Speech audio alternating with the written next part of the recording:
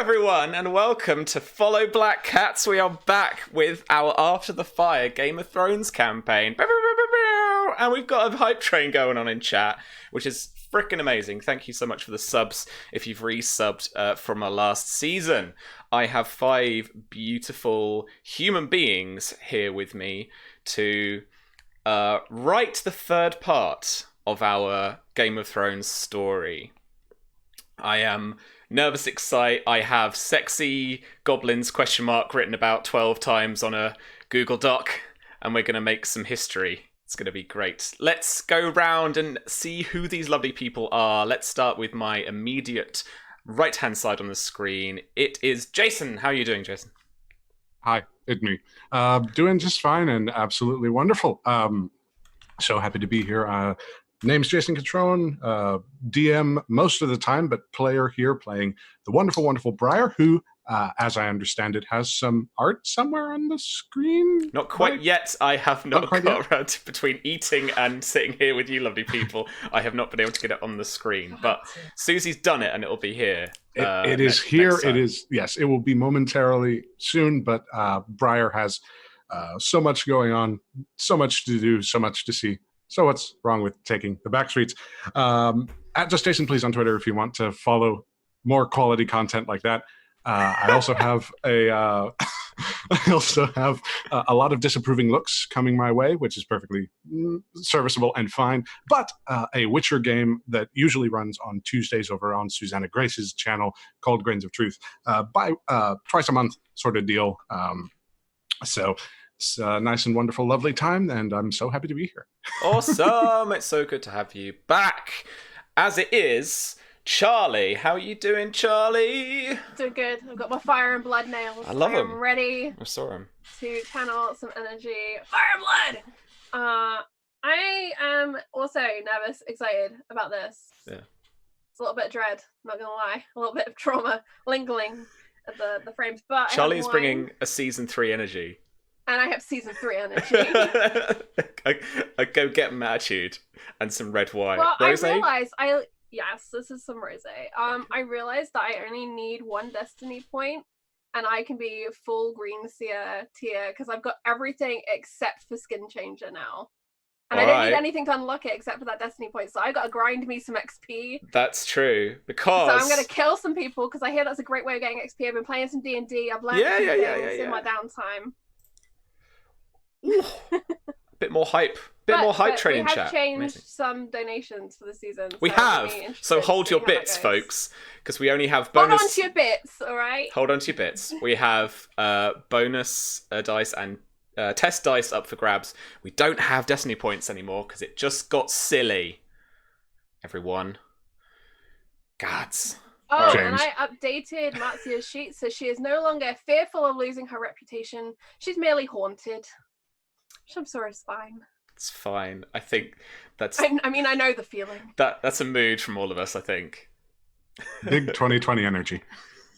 Speaking of big 2020 energy... Tom, how are you doing, sir? Are you well? Yeah, I'm going that way around. Oh, you're going that way around. I wasn't expecting that, particularly the 2020 energy. Yeah, I'm good. I'm really excited. I've been waiting for this for months. I just need that juicy fruit. I really do. I'm really excited to get back in Alfred. Good. And everything. Yeah. I can't wait. Yeah. What else do you do around? What do I do? Do you play other games? What happens? I just hang around. People just can't seem to get rid of me. Yeah, I changed my name. I think I did that after this season ended, didn't I? So I'm no longer Redundant UK because it was far too Brexity. They stole that from me. I'm going to say that now. I had that before the whole bollocks, right? So, they stole it from me and I'm quite hurt. But I'm now something so much better. So much better. I am now Hot Flakes Tom. I mean, how is that not better? Does the internet know the story of why you're Hot Flakes Tom? I think some do, but not everyone does. Are you going to share that story? No, I want to leave them in mystery. Okay, it's disgusting. That's probably for the best. It's not well, okay. Instantly, people are thinking sexual, and you would. To be fair, it's the reason you don't let Susie and Charlie decide on your branding one night. Yeah. Those Susie and Charlie were the ones who came up with it. I think it's genius. And I just went, sure, because it made them laugh. And that's all I wanted. It's the most important so thing. I just went with it. It's still every time I am on Zweihander, which I am on Encounter Roleplay Wednesdays at 7 p.m. GMT. Good segue. She laughs every time I say it. Every time I just wait for it now. The smirk. It's great. I do that. This and tomorrow I am on Greg's channel, Tales from the Grim for BioShock Call of Cthulhu, where I play a 72-year-old female splicer. It's a lot of fun. I've already got the fire plasmid and I'm hungry for more. Fucking hell, man. That is literally my favorite video game of all time. It's really good. And Greg's done it fantastic because the intro has been essentially the same as the intro to BioShock. But slight deviances here and there. Oh, it's great, dude. I almost died straight away. I had to spend 30 luck to not die. Good. Yeah.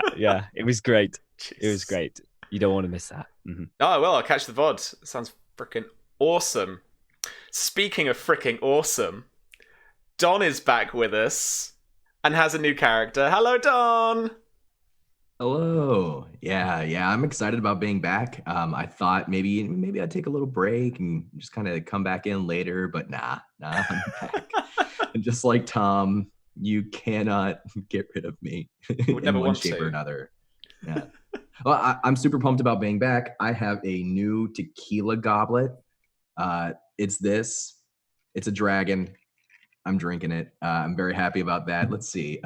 This year I've been writing a lot. I've been very busy, but I just launched a stream this past Tuesday. It's a D&D 5th edition Dark Sun campaign, and it's very political. So it's actually got it's kind of like Dark Sun meets Game of Thrones in a lot of ways. Somebody pushed somebody out of the tower at the end of the first session. It's pretty Game of Thrones-y. You're on to a winner when that happens, for sure. Yeah. So that's on Tuesdays right now at 8 p.m. Eastern Standard Time at LFM_network. Really excited about that. I love Dark Sun. I play a private Dark Sun game that Sam's in, and it's a bunch of fun as well. It's awesome. And it's more wholesome than that game. Well, you say that now. Yeah, I know. You gave us cute rat people to help and puppet stories. It was great. You chose to help them and listen to their stories. You could have just taken everything they had. I wasn't bothered. You're the wholesome one. Well, I'm not.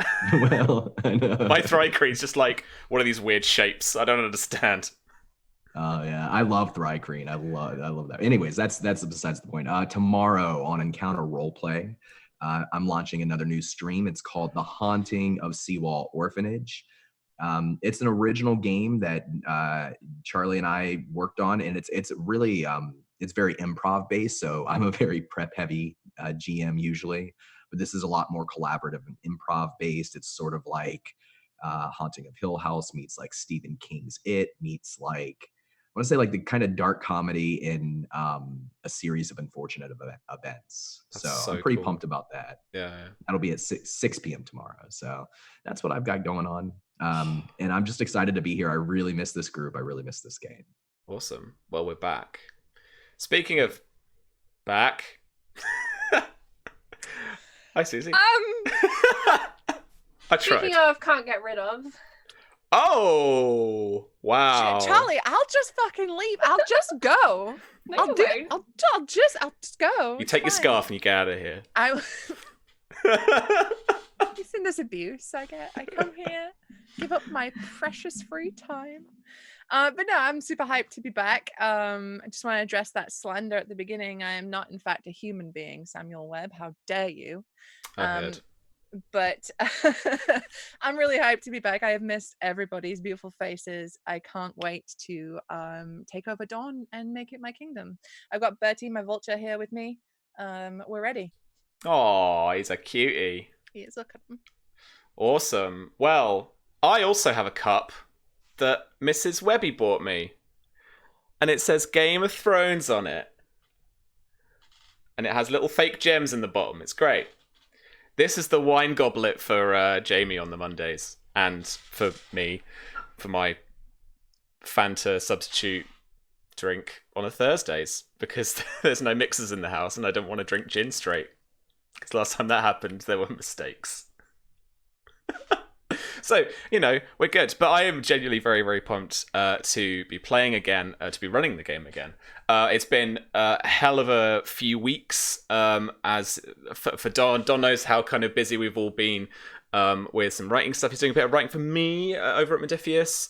And it's just been chocker. So I do not... I'm not mucking around when I say that it's like sexy goblins ? Written 12 times on a piece of paper. This is the session, folks. But the story is now writing itself, I think. We know the characters, we know the NPCs, we know what they're about.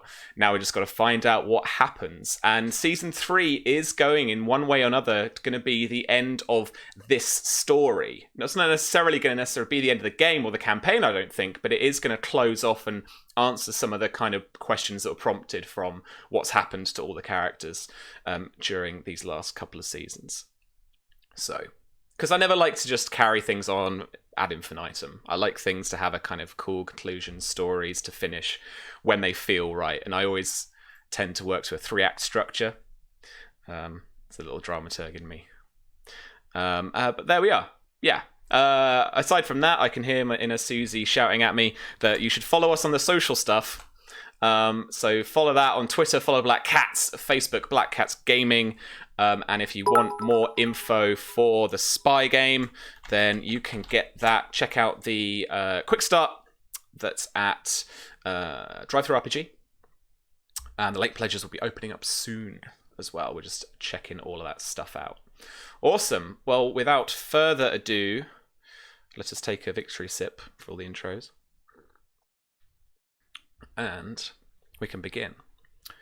Now, I always start my seasons off with a prologue, and this is no different. Sir Knight. The dungeon floor is cold on your bare feet. You can barely feel them now through the weeks of hanging and stress positions. And peering in the dark, you can see the white stone wall is almost sweating or crying from the damp, pouring down from some rancid latrine, staining the wall brown and black with mold. That damp smell mixes with the floor stained in your own blood, as poultices and blood-soaked bandages seep with pus from throbbing wounds. The piece is broken by the bolt of the door behind you being opened. But you can't turn to see as you're strapped to a standing rack, your body chained and tied to it, your arms spread out wide and your feet apart. Whoever it is, they say nothing as they enter.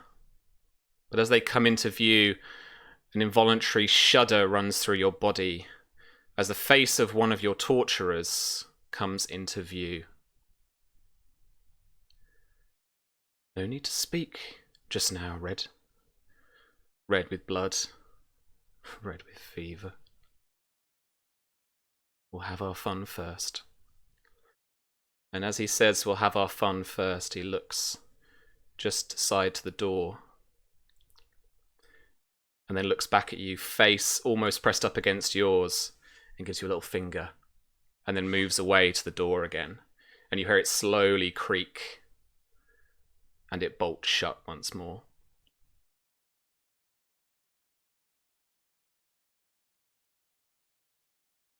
He tries to get out words, but he's so thirsty. His throat is so dry. He's just kind of coughing up through the back of his throat, and finally he spits out the word, water, water.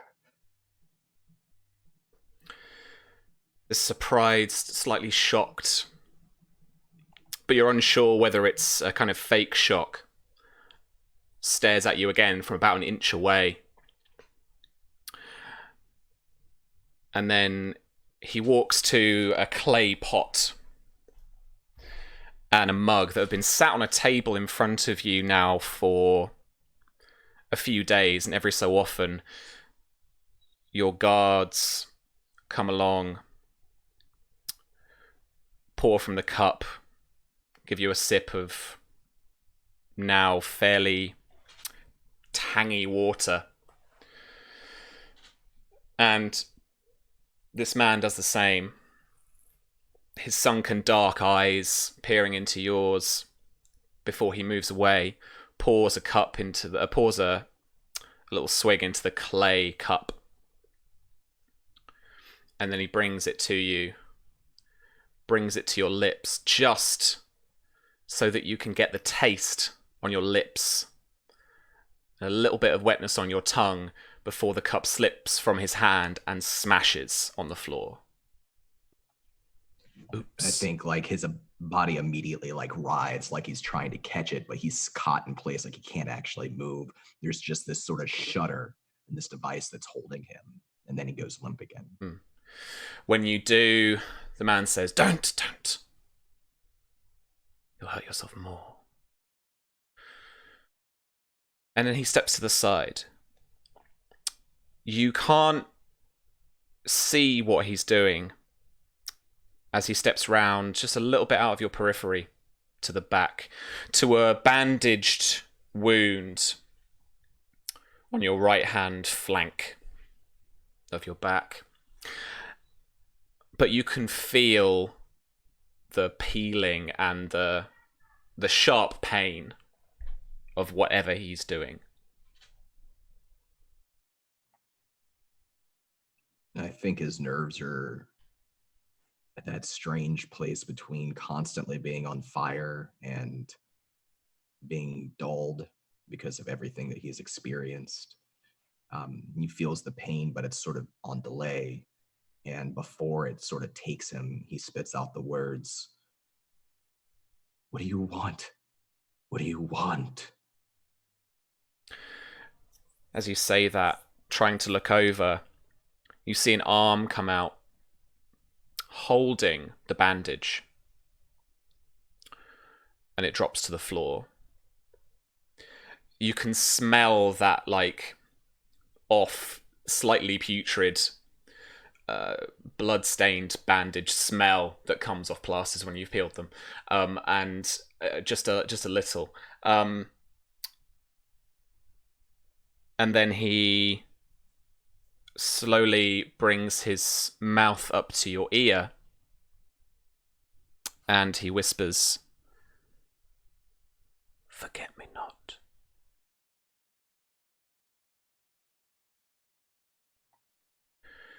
And he takes a cold cloth or sponge, you can't quite tell, to the wound that he's just unbandaged.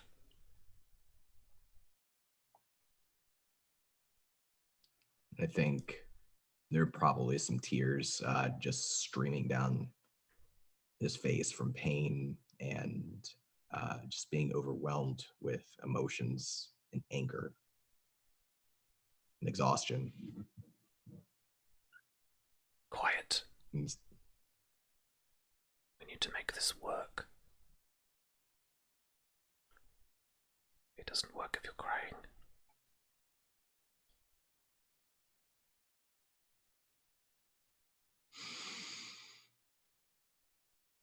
Takes a breath and he stops crying.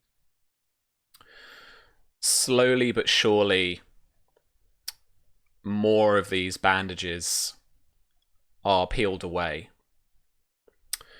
And the cold wetness of this sponge is applied to them, and it is stinging at first, but is some relief to what you've been feeling over the last few weeks.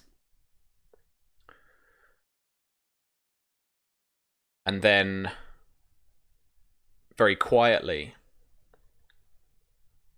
very faintly, the clink of chain just to your left. And again, I imagine involuntarily, your arm flops to your side And that itself, I think, is really the only first kind of second of realizing that you are being unchained. That faint chain sound before was almost a kind of echo in the back of your mind because you've been like thrashing yourself at this for so long. This guy is very good, very quick, very silent at unbinding you. I think his instinct is to lock his knees as his feet hit the ground to make sure that he doesn't fall, but it has the opposite effect. He locks his knees and topples to the side. There's like a table there, right? Yeah, a few feet in front of you, but there is. Yeah, I think he probably topples to the side and puts his hands out and slaps his head against the side of the table and then hits the stone on the floor. The man comes to you, brings both his arms underneath your armpits and tries to just hold you. And he repeats again, quiet, quiet.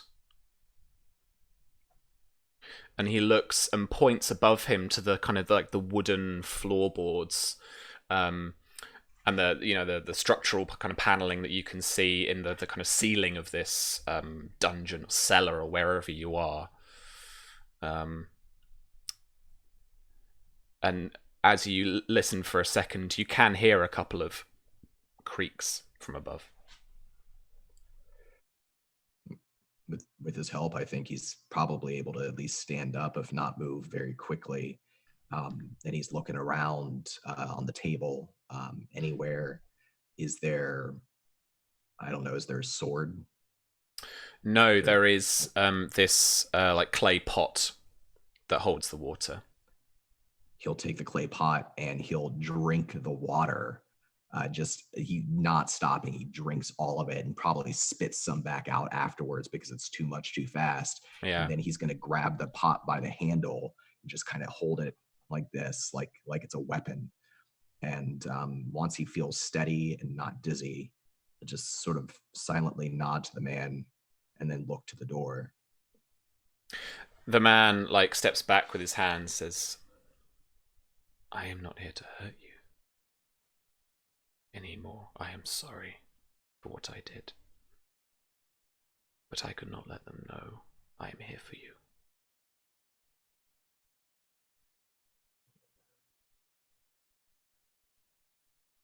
They sent you?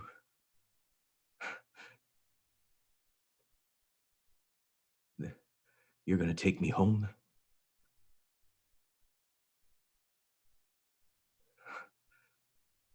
All right.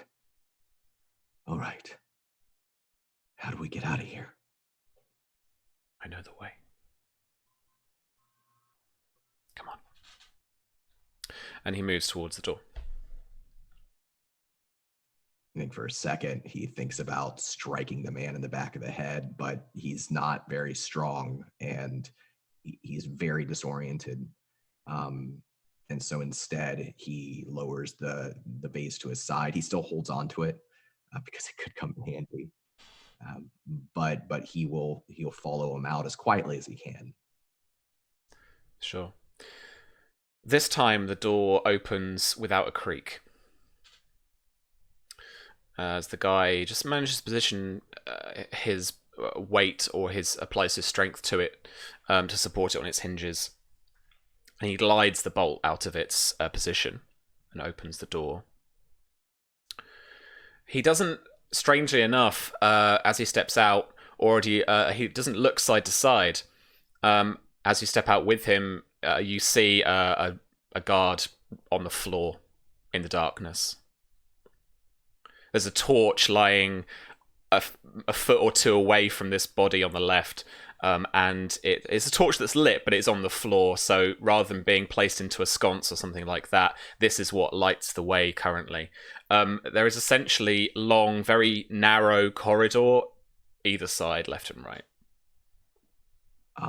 He looks around, sees the darkness going in either direction, bends over and snuffs the torch, stomps it out with a clay pot, and then he'll take whatever weapon this guard has, whether it's a sword or it doesn't matter to him at this point. Oh, yeah. I mean, you pull a long sword.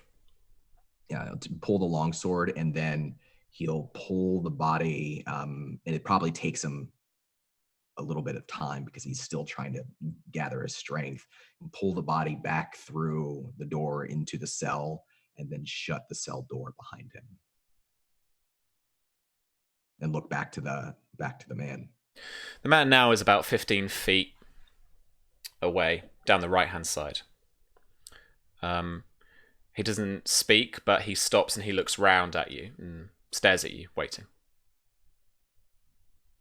He nods without a word, pushing a hand to the wall, just so he can make sure that each of his steps are kind of controlled as he follows the man down that end of the tunnel. You try and roll your feet to try and remain as silent as possible. And down these steps, they barely echo in the corridor. This man's steps don't echo at all as he walks, whether it's his slippers or whether it's something else about him. But he moves fairly quickly, and he starts to leave you behind a little. But eventually you get to another door that is basically, strangely enough, just there's no real reason for it to be here, but there is like a wooden door here with a small opening in it with like a little grill that you can see through, but it just goes onto a corridor, and then you can see it turns, makes a sharp 90-degree turn, but you can't see beyond that. And the man just briefs you. Beyond this, we are between the walls. Any noise from here on in, and we are discovered. He nods again, trying to see, does he recognize this man? Does he recognize him as a member of House Greenmont or somebody he's seen before? No, besides... not his face. Where you will have seen him is that he has been one of your torturers for the last couple of weeks. And I think as he's peering into his eyes and trying to consider his face, flashes of that torture come back to him, and painful, physically painful more than anything in the moment. But he swallows, steadies his breathing, and just nods for the man to continue. So he opens the door again with barely a squeak, and you guys head left around the corridor and into more of like a crawl space. It's a couple of feet wide at its widest parts, and some places you have to press your body through this space, going kind of sideways across it.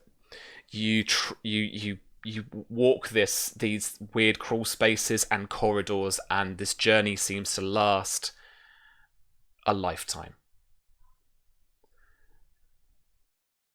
But after that,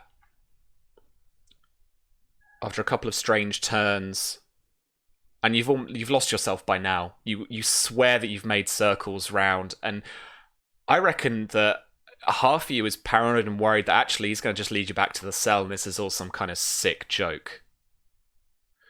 But you come to a hatch above you, and he lifts the hatch just to peer out, and then he helps and pulls you up. And you are flanked by two hedges, well kept, in a path about 6 feet wide. But these hedges are all around you.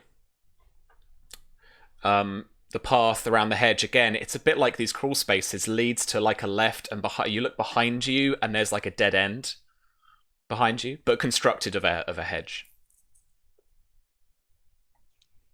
Do I see any buildings or any structures that might give me a sort of inclination of where I am, if I'm in Highgarden or somewhere else? You look up to your right-hand side, and in the night sky, you can see the silhouette of the white towers of Highgarden.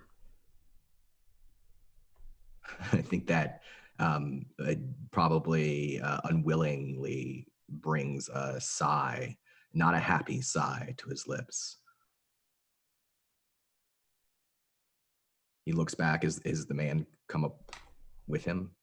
Yeah, he pulled you up, so he's ahead of you, just a few feet. All right, so he'll kind of get in close, trying to stay low enough, and he's not a tall fellow, but trying to stay behind the hedges, and say, "All right, do you have horses? Do you have a plan to get us out of the city?" You will find a way. You will find a way. And as he quickly pulls a hand up towards your face, we see some ravens leave a hedge abruptly in the High Garden night sky. Alfred. Yes. Your life at not High Garden. Your life at Fox Hollow has been markedly different in the way that people look at you, in the way that people regard you, even in the way that people speak to you. And it's been evident from like everybody, from the new Hollow Hearts to your old friends in the Devoted. They all know now. From Marcia's declaration at the proposal dinner, basically, with Sir Oliver, everyone knows your heritage now. And people see it about you like a cape.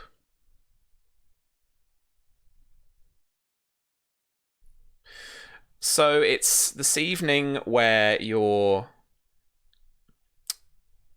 still just kind of just checking around your belongings,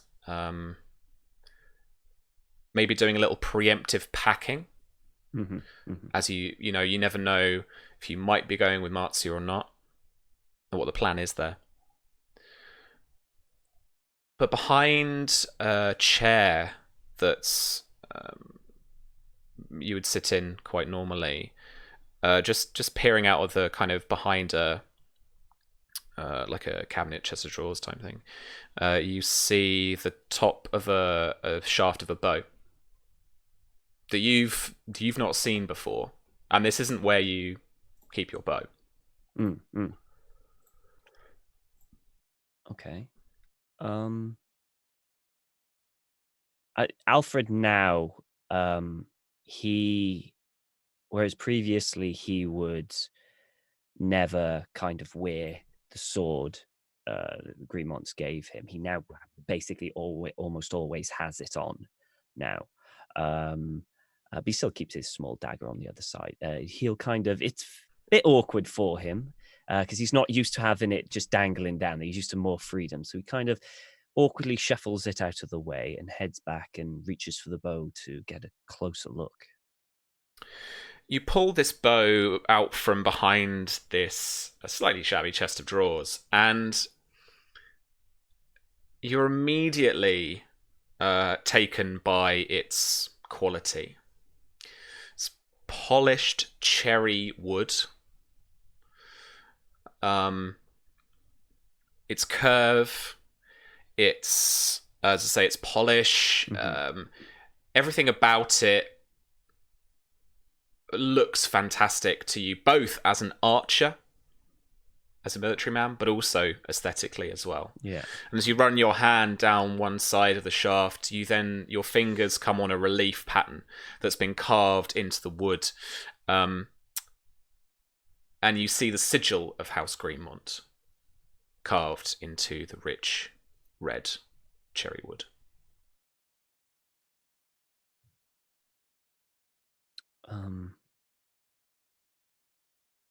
He'll pause and he'll kind of think, well, this must be someone else's. It's not his bow. So he'll kind of look around, but no one comes into his room ever. And he'll he'll put his fingers over the crest of Greenmont and just take another good hard look at the bow. And then he will head out of his room and see if there maybe is a servant nearby, or possibly a guard. Sure. I mean, there are hollow hearts now walking the halls. Okay. The house is still very much on guard at this point. There is no reason why you couldn't find Briar walking the halls here. Yeah, I'm happy to find Briar. Or even bump into Martz here if you guys wanted to. Yeah, I'll find. Yeah, I'm happy to find Briar if he's nearby. I'll see Briar. And can I just ask how many days has it been since I've come back? Has it been a few weeks? Has it been? It has been timey-wimey about a week, I would say. About a week. Okay, I think so. No problem. He'll Briar. He would probably be somewhere nearby, so just sort of lurking. So probably leaned up against a wall, back flush against it, but he'll like open an eye to you. Briar, you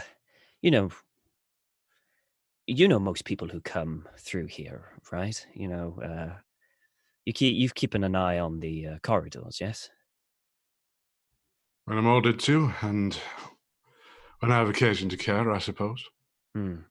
You haven't seen anyone come into my room, have you? Any of the men you know of? Sam, have I? Roll me a first roll of the season. Roll me a little cunning memory check. Why not? So, seeing as we've all been away so long, let's remind ourselves how this works. So, your skill is the test dice you'll be using, which is cunning. So for you, that's 3 there. And if you had any bonus dice in memory, you would roll those as well, but then you would drop those dice, you would lose the lowest, however many specialty dice you had. You got 3 cunning, you got no memory dice, so it's just a straight 3d6 roll, and you keep all of those dice.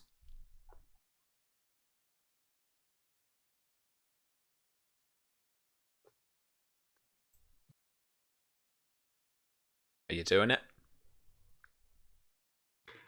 No, I got an 8. Oh, use the custom roll. Custom roll. Oh, I made a little macro, so everyone's using it.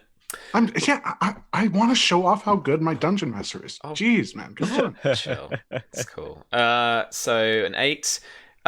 So you have a fairly easy recollection of people moving around this. When he says, "Have you seen anyone go into my room?" you imagine it means maybe the last few days, like since he's been back, probably. And you can't think of anyone who has. So, I mean, Tom, would you have ordered people like not to? Would this be like an established thing that like no one goes in my room, or was it just like a thing that is normal? Or... It's just a normal thing. You just don't go into his room. There's no reason to go into it. I mean, he keeps it tidy himself. Sure. No one goes in. Then Briar would just sort of blink and then shrug, like very simply. Nobody that you wouldn't expect, I suppose. And he'll thumb the bow. Right piece of work, that is. Is it yours? I don't know. I found it in my room. I've never seen it before. If you found it in your room, then it's yours. I'm not entirely sure that's how it works. Fine thing like that, most people wouldn't forget. Fine thing like that, most people wouldn't leave without a purpose, as a gift or otherwise. I'd wager it's yours then.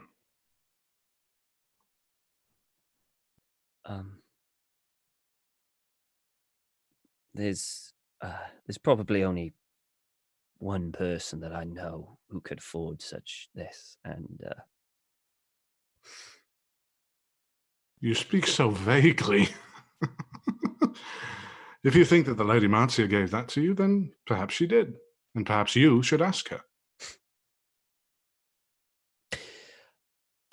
Thank you, Briar. You have been most helpful. As you were.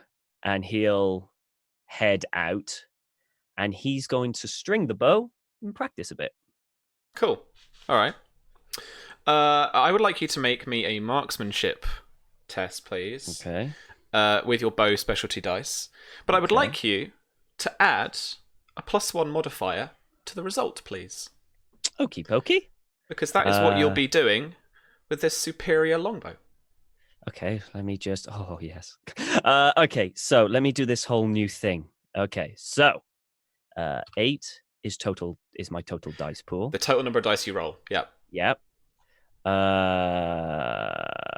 I drop any? You drop any bonus dice you have. Okay, so that's in bows. So yes. That's 3. Uh-huh. You're not suffering any wounds or anything or any penalty dice to marksmanship? Nope. No? Well, then that's fine. That's fine.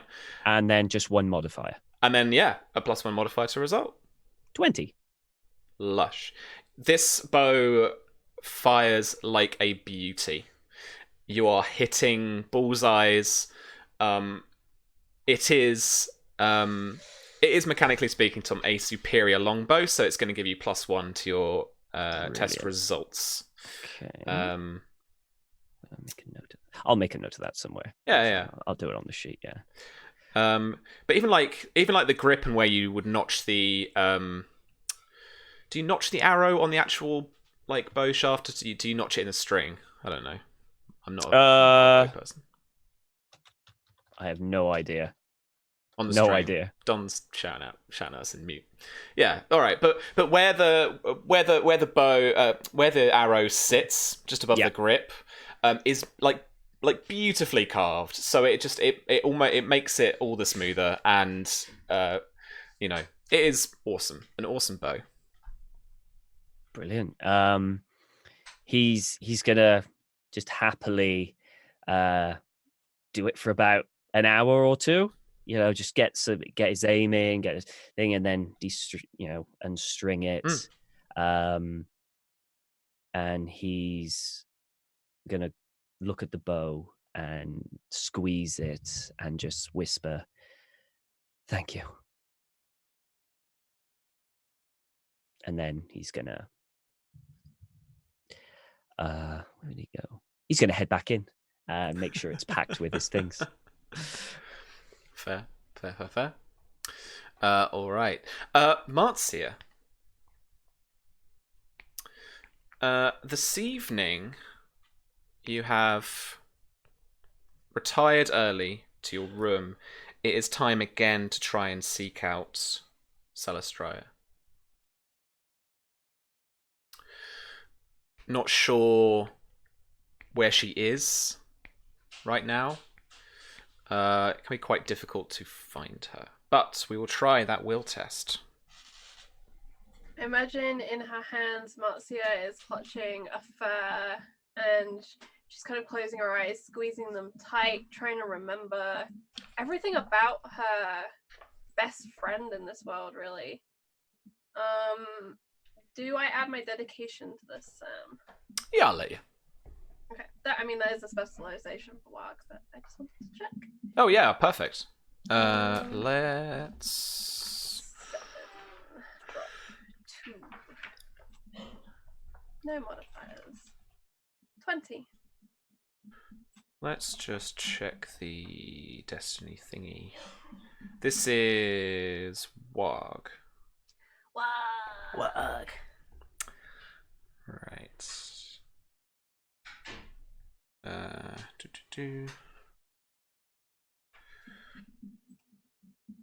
You can safely wear the skin of your animal cohort, slipping to its skin as a greater action.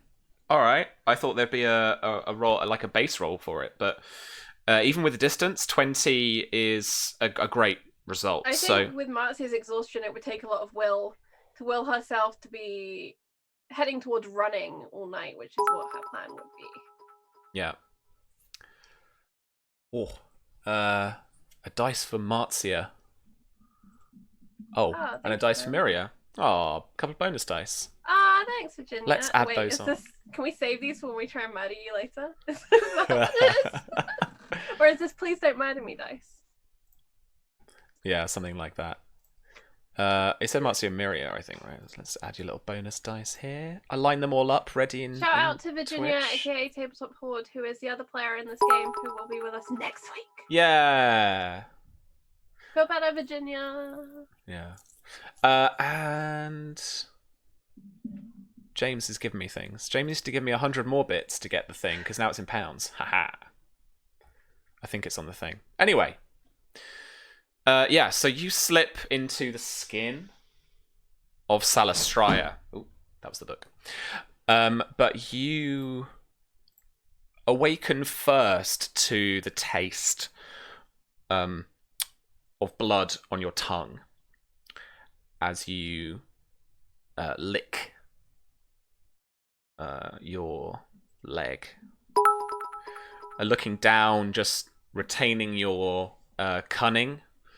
As it says, and your kind of, Marzia's cerebral brain, that you look down and notice that with your healer's eye, she is wounded. She's sustained an injury to the leg.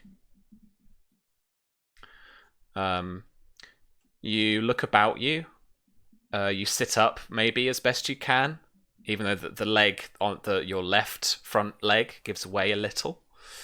And you look around, and in the darkness, because of looking east, you see the entrance, the cave that you're in, has a deep blue evening sky about it.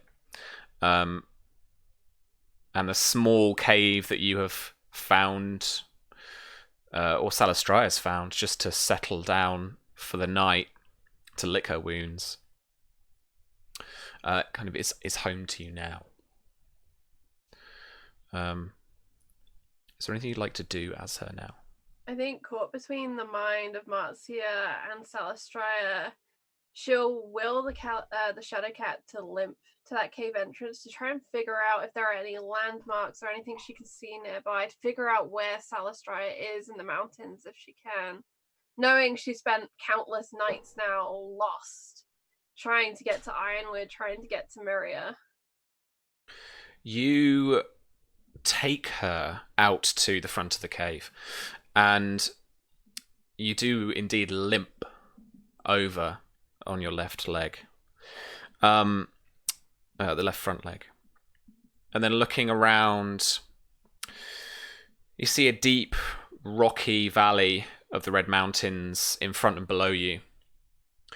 As you peer around from the right-hand side, where the mountain range comes back up on your side, you look over into the valley and onto the left.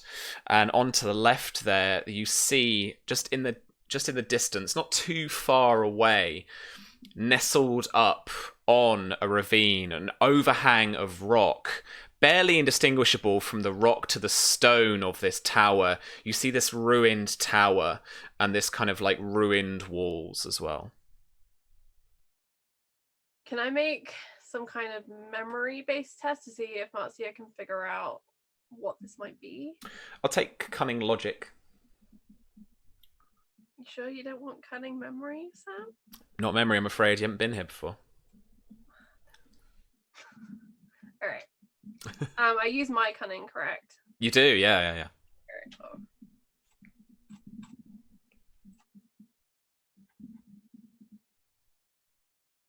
Three? That was weird. No, that didn't roll any dice. Oh, I used the custom roll. Yeah. I'll just click it on the sheet. That's okay. I think it because the drop maybe didn't quite. There you go, 13. Because there wasn't any drop dice, so it's gone a bit funny. That's fine. 13's good. Maybe if I put 0 in next time, it'll figure out. 13 is a good roll. 12 is a. I think it's a hard, formidable, Hard, maybe. I think. Yeah.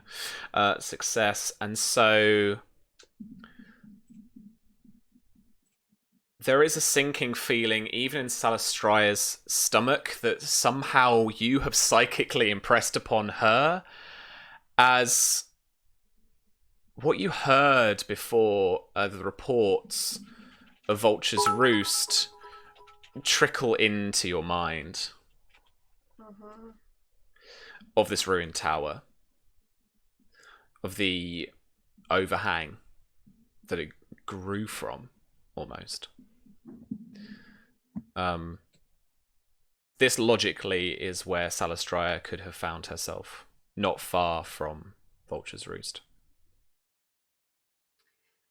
I think knowing now where, or having an idea of where Salastria is, but only vaguely because the only person who knew exactly where Vulture's Roost is unfortunately now dead.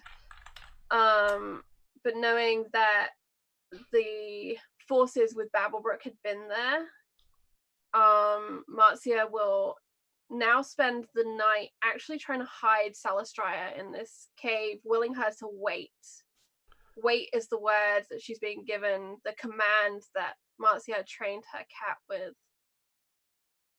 But if I can maybe grab some, like, I don't know, dried bush or something to try and mask the entrance. I know Salastria is weak, so I'm not going to try and move any rocks or anything, but just try and hide the cat in the cave. For sure. Do you have Salastria's stats with you? I do. I have a sheet. Oh, lovely. Okay. You made me one. Yeah, I just wanted to check. I think we have everything now in this campaign. Like, I spent last season being like, oh, I haven't got that person yet. But I think we got everything. So yeah, just roll me a little stealth. Roll me a little stealth test. All right. I'm going to add all these lovely donations. Thank you for those that are coming in. We have Frax said, may our Lord Samuel use this test dice to make this more memorable. Yeah, that was today. Yeah. We obviously have the ones from James and chat. This is on the donations. Virginia gave you guys a bonus dice each. That's Marcia and Miria. And then we got a bonus dice for Briar from Lady Purple. Thank you, Purple. So, Sam, I'd like to use one of my bonus dice for this test, because I'm guessing sneak doesn't count because it would be a blend in, right? I think it's sneak. Blend in, I think, is meant to be urban. It's meant to be hiding in plain sight. Hiding in a crowd. All right. So then I won't use the extra bonus dice. I'll just use Salastria. You won't? Okay, that's cool. Sorry. Oh, wait. I did that wrong. Hang on. I can't math today. So excited. 18. Cool. I tell you what I'll do. I will roll against that.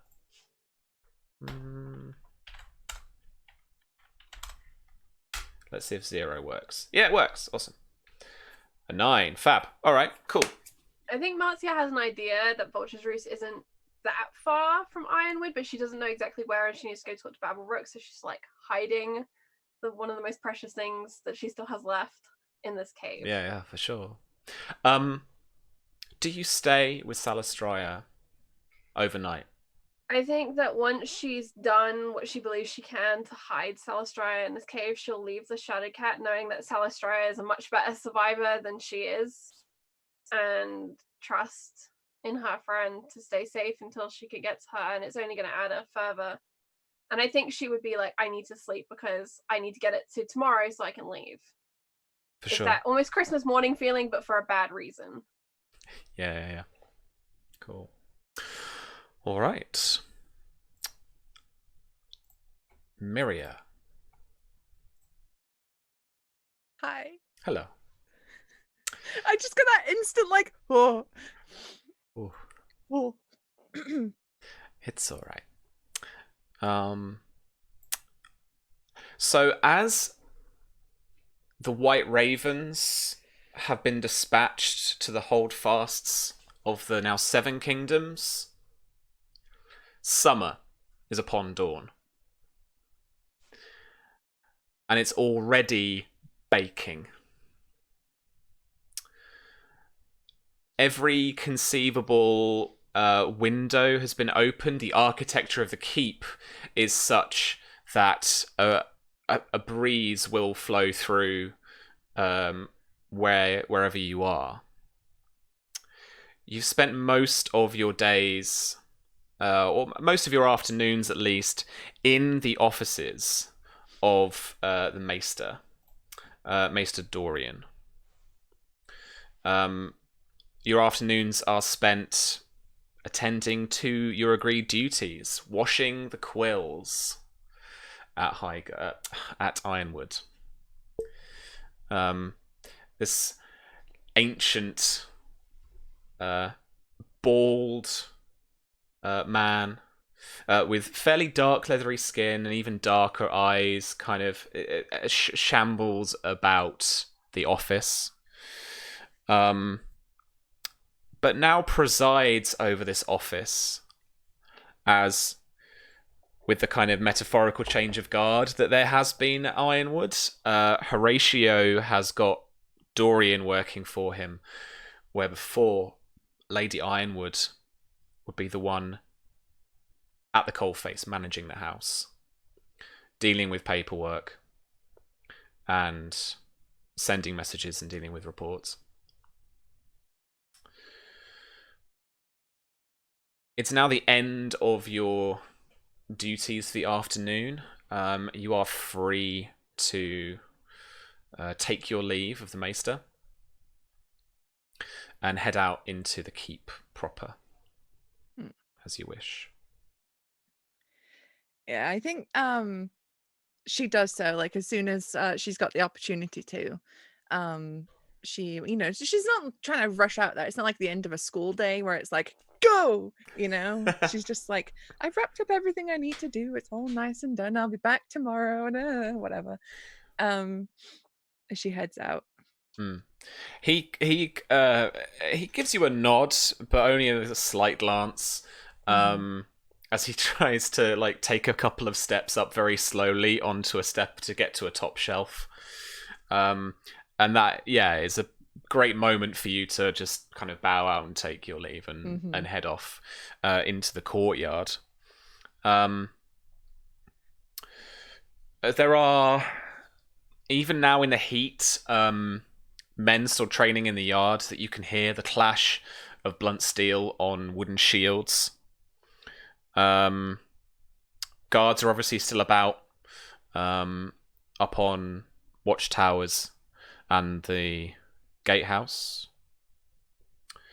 But you, even as Oliver's bastard, have run of the keep as Casella Sand. I think she stays for a moment to watch the men training, especially recently as she started training herself. She's taken any opportunity she can to watch and learn from others, even though they're using weapons probably that she wouldn't use, like spear and sword right now. It's still, it's still fascinating for her to watch them move and the drills that they're running. And she's definitely making it known that she's watching too, not as in hey, I'm here to watch, but she's not going to be in the shadows watching. She's definitely kind of doing that whole I'm here and I'm interested in this. Daira approaches quietly, but you tell immediately that she is just done with this heat. She is wearing quite loose clothing, like a kind of a low-cut kind of blouse, almost like a peasant's shirt type affair, a long skirt, which is not usual for how you've normally seen her before, but you can imagine that she's worn all sorts of stuff in court, in parts of subterfuge and stuff. But she's still got that kind of what I think is kind of a slightly grubby, kind of slightly masculine look about her, even now, and she's just sweating in the heat. She has a little hand fan, and she's still just flapping it. Yeah. But I think as she approaches, Maria's like, I thought it was hot in the Red Mountains, but I was never quite prepared for this. Dorne just doesn't suit me. Might grow in you. Nothing grows out here. That's true. So grudges, maybe. Have you been getting any more trouble? No, I think we've shown them something of ourselves. Warn them off a little bit. Good. Maybe they'll take a second next time and think differently. I hope so. As you speak, one of the knights training is defeated, yields, and the victor pulls around, loosens their head wrap, and then takes off their pointed helm. And you can see the old face of Frederick, who was the knight that brought you news from Oliver before. Miria very politely applauds. Says, "Well done, well struck." He walks over, takes a bow, and says, "Thank you, my lady." You know, it's fascinating that you continue to train so in such weather. It's must be torturous for you. We have to be ready.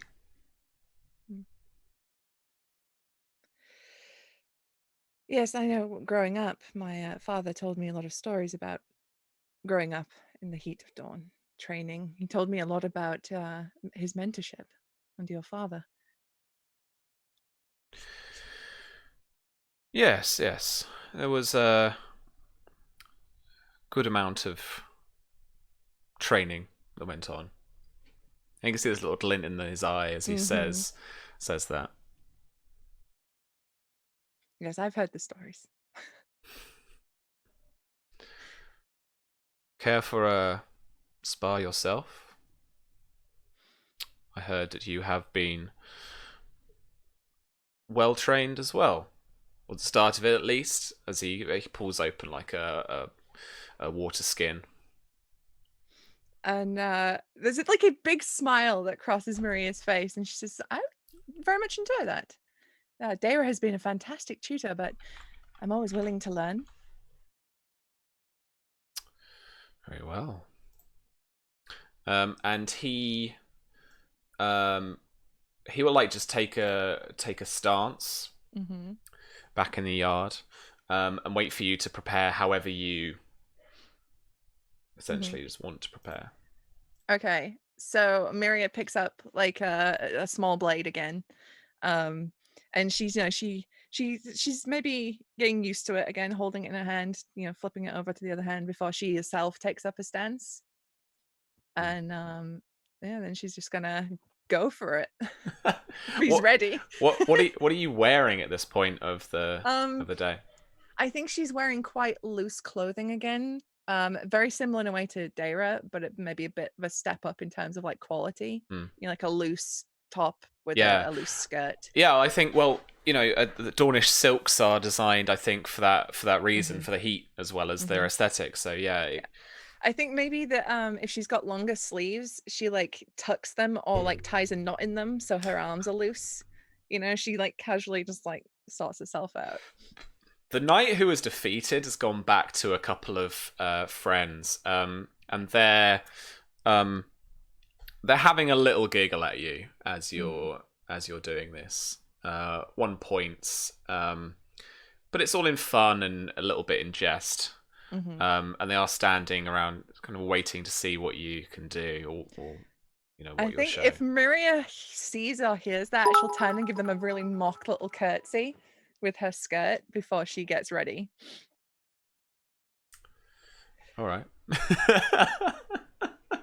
Cool. she can have fun too. They're gonna razz her. She's gonna play up to it. Awesome. Okay. So your boy, what was he? Franklin? I forgot now. Frederick. Your boy Frederick is holding a round Dornish shield with the house emblem on, and a spear. And we're ready to go. I would like you. So we'll cover again, nice little bit of kind of training of combat almost.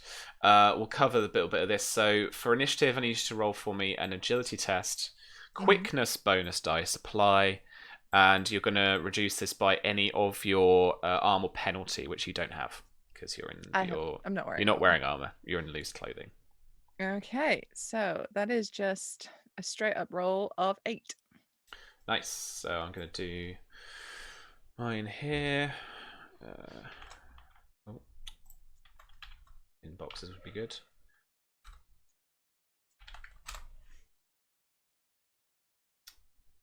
Oh, I dropped both. That's stupid. Well done. We're learning the custom roller. Don't worry, friends. I'll drop no dice this time, but I will take a -5 armor penalty. As he's in... Oh, he's in, like, plate. In this heat, he'll die. Yeah. It's whatever Don built them as. I don't know. It's the Dornish Crusader Knights, man. Strong boys. Strong boys. In the, like, half plate in the frickin' sun. Right. You're definitely going first. Uh-huh. Okay. So I got nothing. I'm just going to do my straight up fighting test. Cool. All right. I don't have a speciality in it just yet. Yeah, that's cool. Look, we got some options, right? Mm-hmm. With the new cheat sheet, because we've always abstracted combat. Mm-hmm. I don't get exactly where people are. It's more narrative based, so it's more about what you what your options are, I suppose. So you've got 2 lesser actions per turn, but you can only make 1 attack action in a turn. But there are some lesser actions and some that are attacks, but there are also greater actions which take up both your actions. So they're like 2 short, 1 long, basically. And then some greater actions give you like more of a bonus and stuff like that. So a straight up attack, standard attack, is what you were saying. It's usually testing your fighting dice against your opponent's combat defense. But there are some other options. Cautious attack, you're at -1 dice to your fighting test, but you gain 3 to your combat defense until the start of your next turn. You can even dodge. You roll an agility dodge or agility shields test, depending on what you're using. You've got reckless attack, so it's +1 dice to your fighting test, but it's a -5 penalty to your combat defense. So it's that kind of stuff. But there's all sorts of stuff, disarm and divided attack. All right. So just checking out this cheat sheet. I'm gonna do a maneuver at first to just try and like be a little bit tricksy because Miri is obviously quicker than he is. She's first off the bat. She's gonna attempt to like just do something a little bit tricky to get past his defenses. He's got the spear and the shield. She needs to close that distance, right? She needs to like get in there. Yeah, perfect. All right. So this is a fighting test against their passive fighting. Well, let me tell you, this passive fighting is a 20.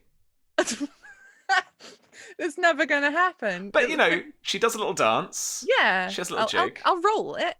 Yeah, she gives it a go. It's a 6. Okay, that's not. She don't do it. That's not quite it. I don't think I wrote anything for a critical failure. But no, okay. So he doesn't suffer a -1 dice to his fighting test. So he's actually got his. He can't see much as a threat because what he's only loosely wrapped his headscarf back round and he hasn't got his helmet on. let's say that, I think. So he's just like this is clearly just like a play fight. Yeah. So I'm gonna make a cautious attack. Hey, that was only a little one. Oh, I've got 2. You got a lesser action. Yeah, and it wasn't an attack. Yeah. No, yeah, she tries to go for like the clever little maneuver to duck around his spear, and then she's just like, fuck it, stab. She's, it didn't work. She couldn't get past him. He's clearly quite good at this. Strong. But she's gonna try and just a wild slash a 9. Against his combat defense of 2. 2 degrees of success, friendo. Okay. He is slow and he is quite tired in this armor. That's true. So is it athletics to do the damage? What are you using? Oh, the small blade. Like a daggery. The daggery goodness, I believe, is Times agility.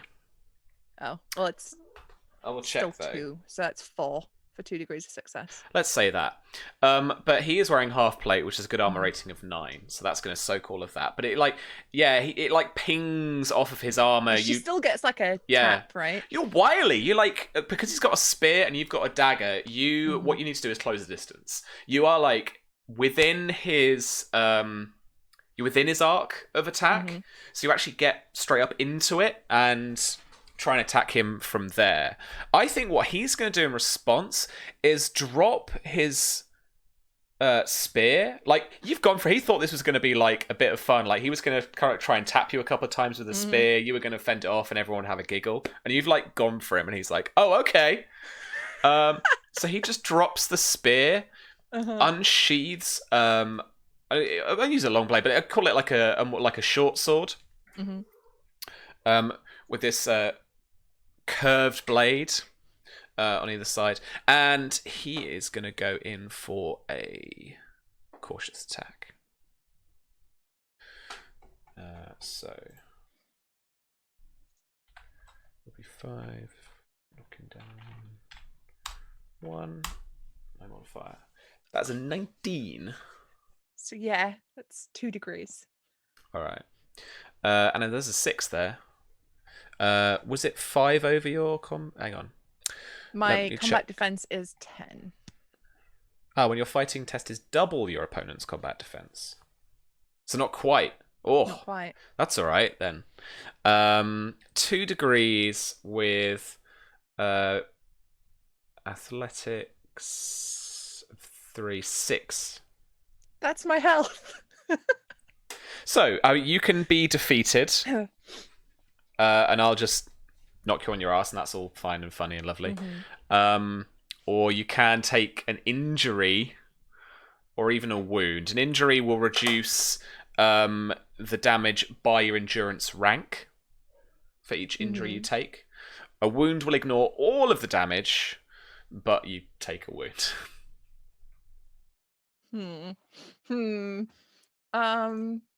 But I'll be straightforward with you. My consequences of defeat, because the victor gets to choose the consequences, will just be like knocking you to the floor. Yeah. Okay. No, there's people watching too. Miriam's gonna take an injury and just reduce that, just so she's got another round. Like this was a big hit and it hurts. Okay. This is like some bad bruising. Yeah. Cat. Put my microphone down. Stop it. And she's like, ow! But she's really trying not to show that really hurts.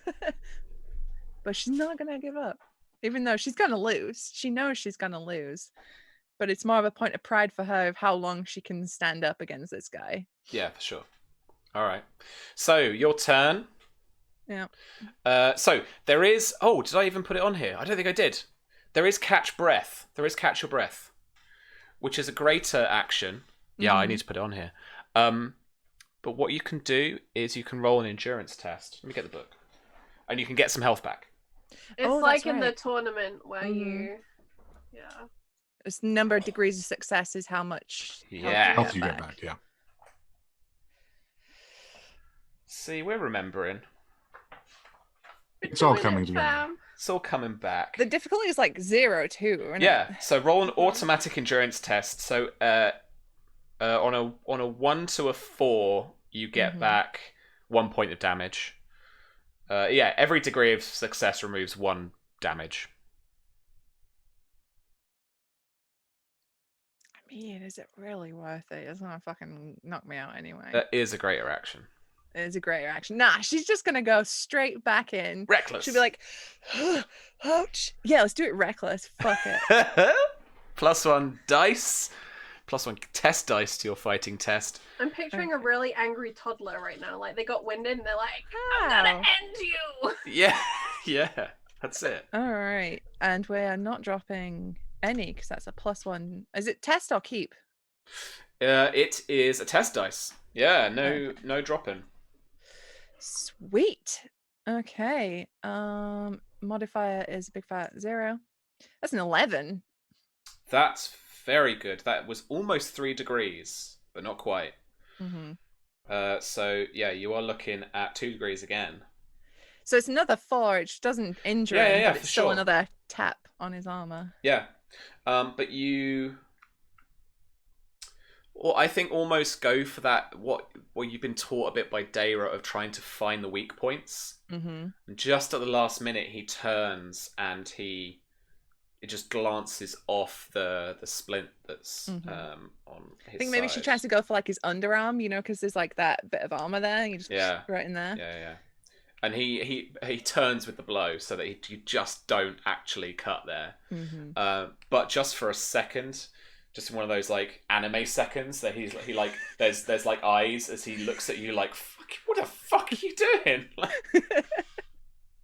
And she sort of pulls back a bit and she's like, I think she's holding like her ribs, but she's got a smile on her face and she's dripping with sweat. This lovely dress she's wearing is now probably ruined with sweat and dust. Yeah, this beautiful ironwood gold silken dress is now like damp and stained with sweat.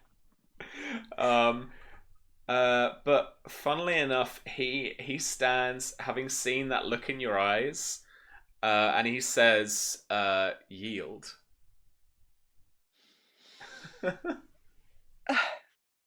Well fought. He turns to Daira and he says, "She fights for the kill."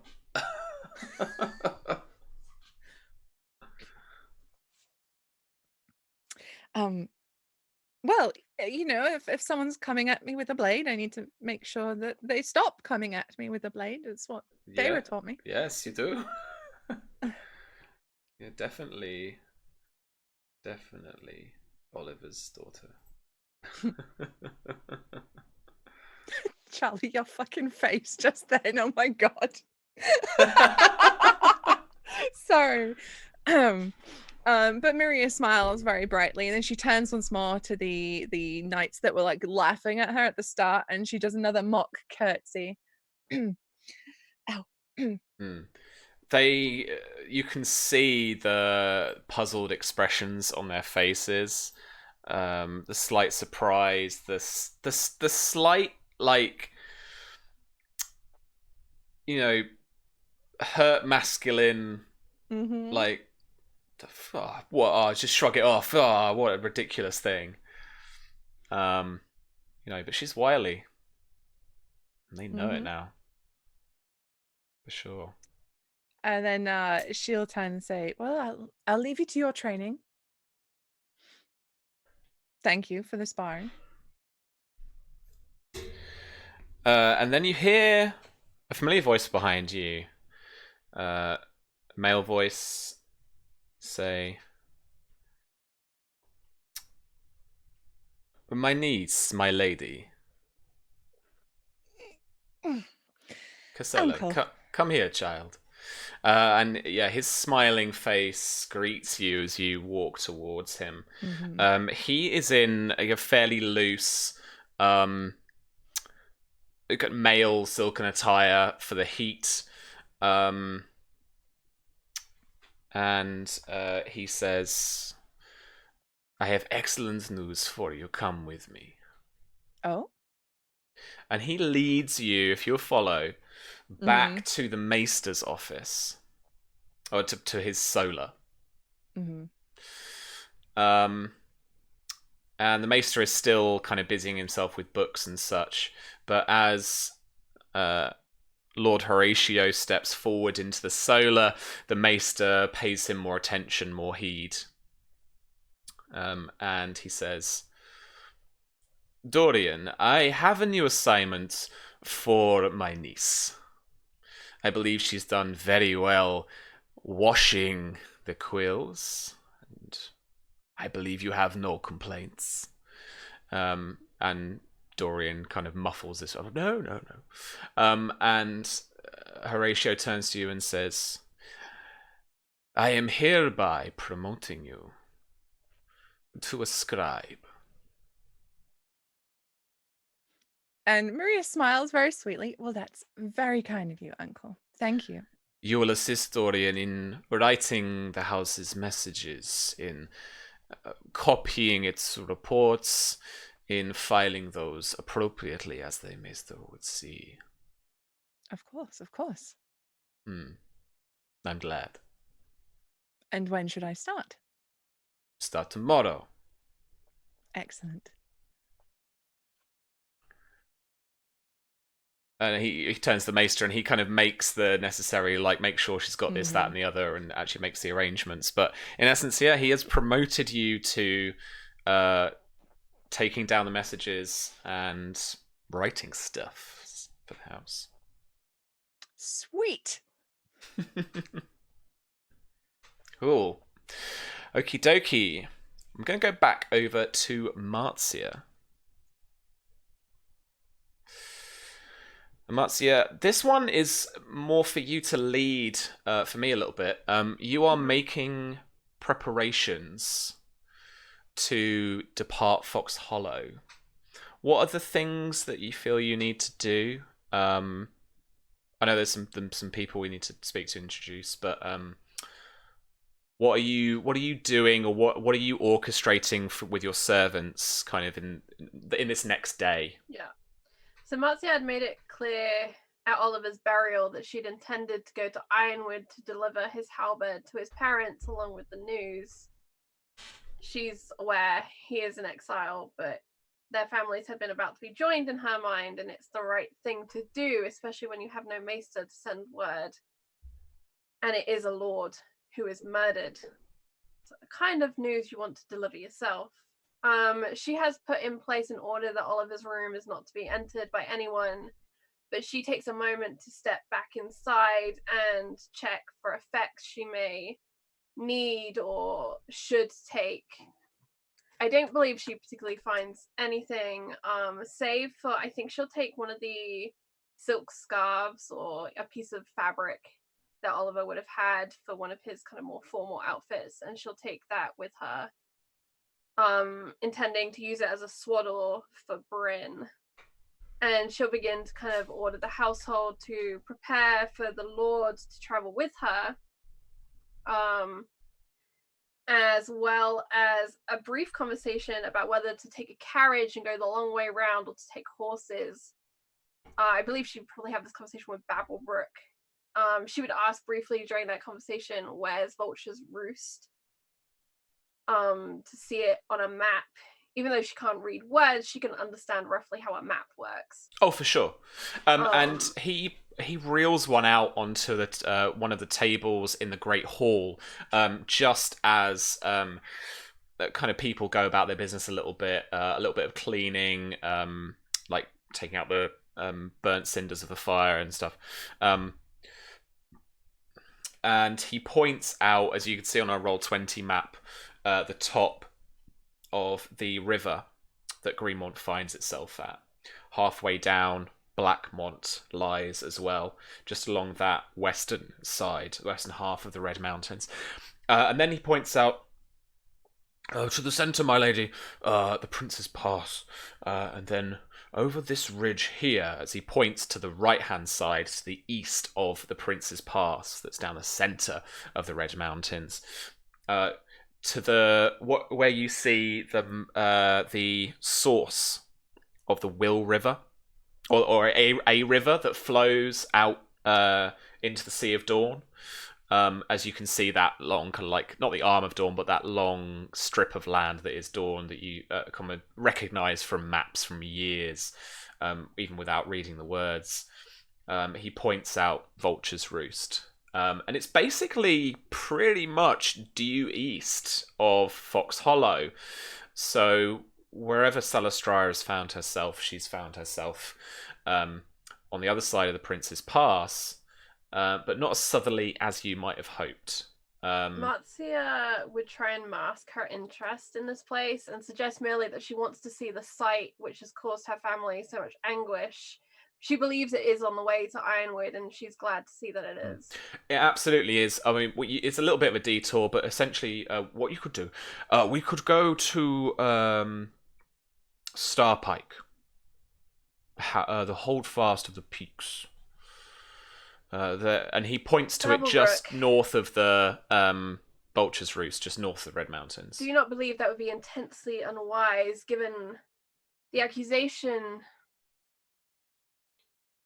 Lord Oakhart laid at Oliver's feet regarding Lord Peak? Just never too early to make new alliances, my lady. Particularly with a young lord with a new holdfast. You said we, Babblebrook. It won't be we, traveling regardless of my route. I would like it if you could stay.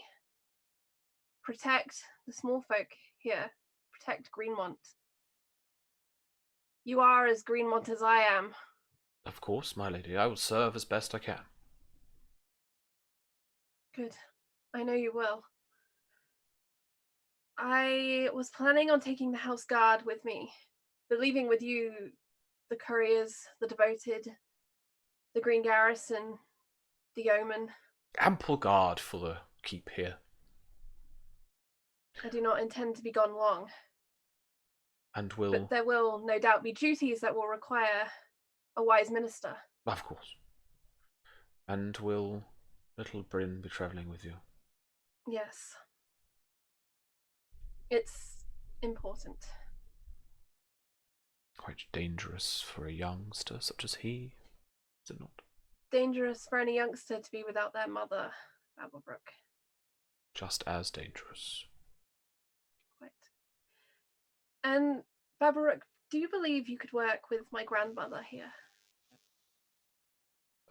The Lady Rosanna, I believe so, yes. Good. I intend to leave her steward.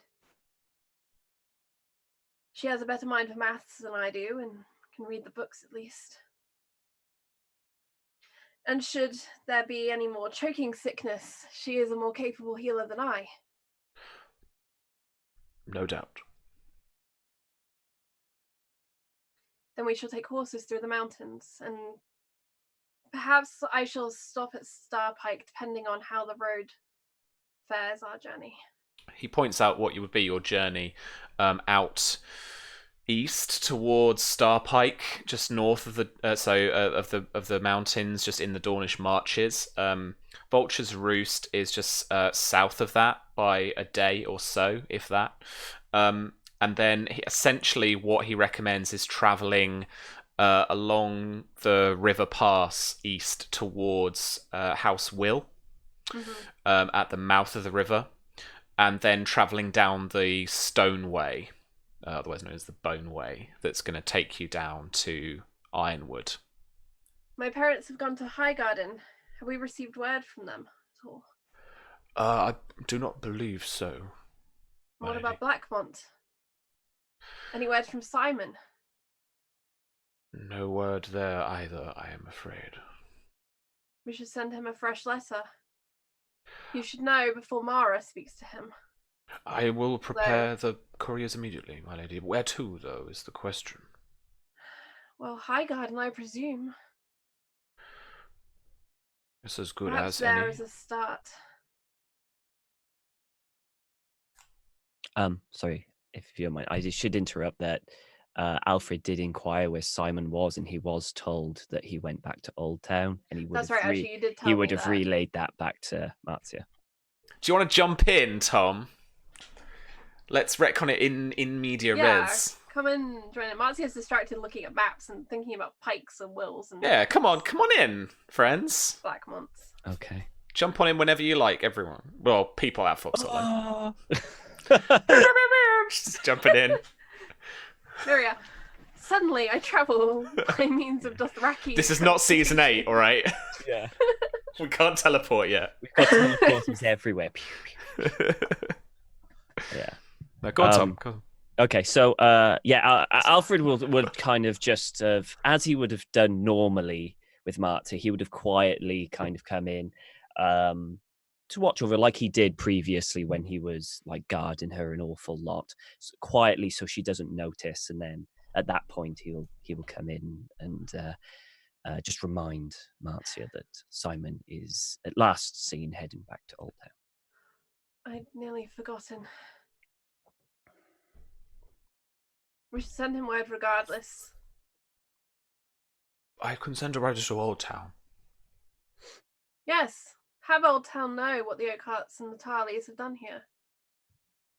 Knowing Old Town, my lady, I believe they already do. Regardless, I would like them to hear our account. A true account. As I would. I trust in your penmanship in this matter.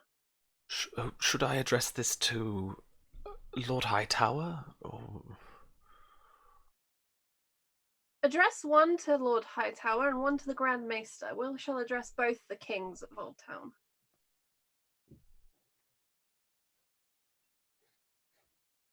And while you're at it, why don't you address the King of Westeros? Of course. I don't believe my penmanship is that good, my lady. Have my grandmother help you if you are a little rusty on your High Valyrian. Avala Harris. Quite.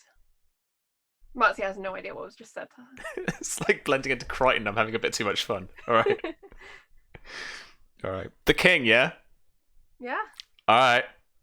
Have Baelor know what war is being plotted. No, not Baelor. Which king? Wrong guy. That's the Hand of the King. That is the Hand of the... You can address it to the Protector of the Realm if you want. Actually, you know what? Fuck it. Yeah, let's write it to Baelor instead of... Let's deal with Baelor. Actually, that's probably a better idea considering we weren't... And I mean, Protector of the Realm. Like, or, you know, your chum maker. Chummy chum. Oh, he's getting a letter later. I'm Okay. worrying about him later. He's a later problem for later me. Get that but yes, spreadsheet ready, Sam. Mate, I'm alright. I'm making notes already. Don't worry. let Baelor know what warmongers and murderers reside in the Reach. Very well. I'm sure Maekar has informed him, but regardless, it is our duty to report. Greenmont riders will ride as they have for eons.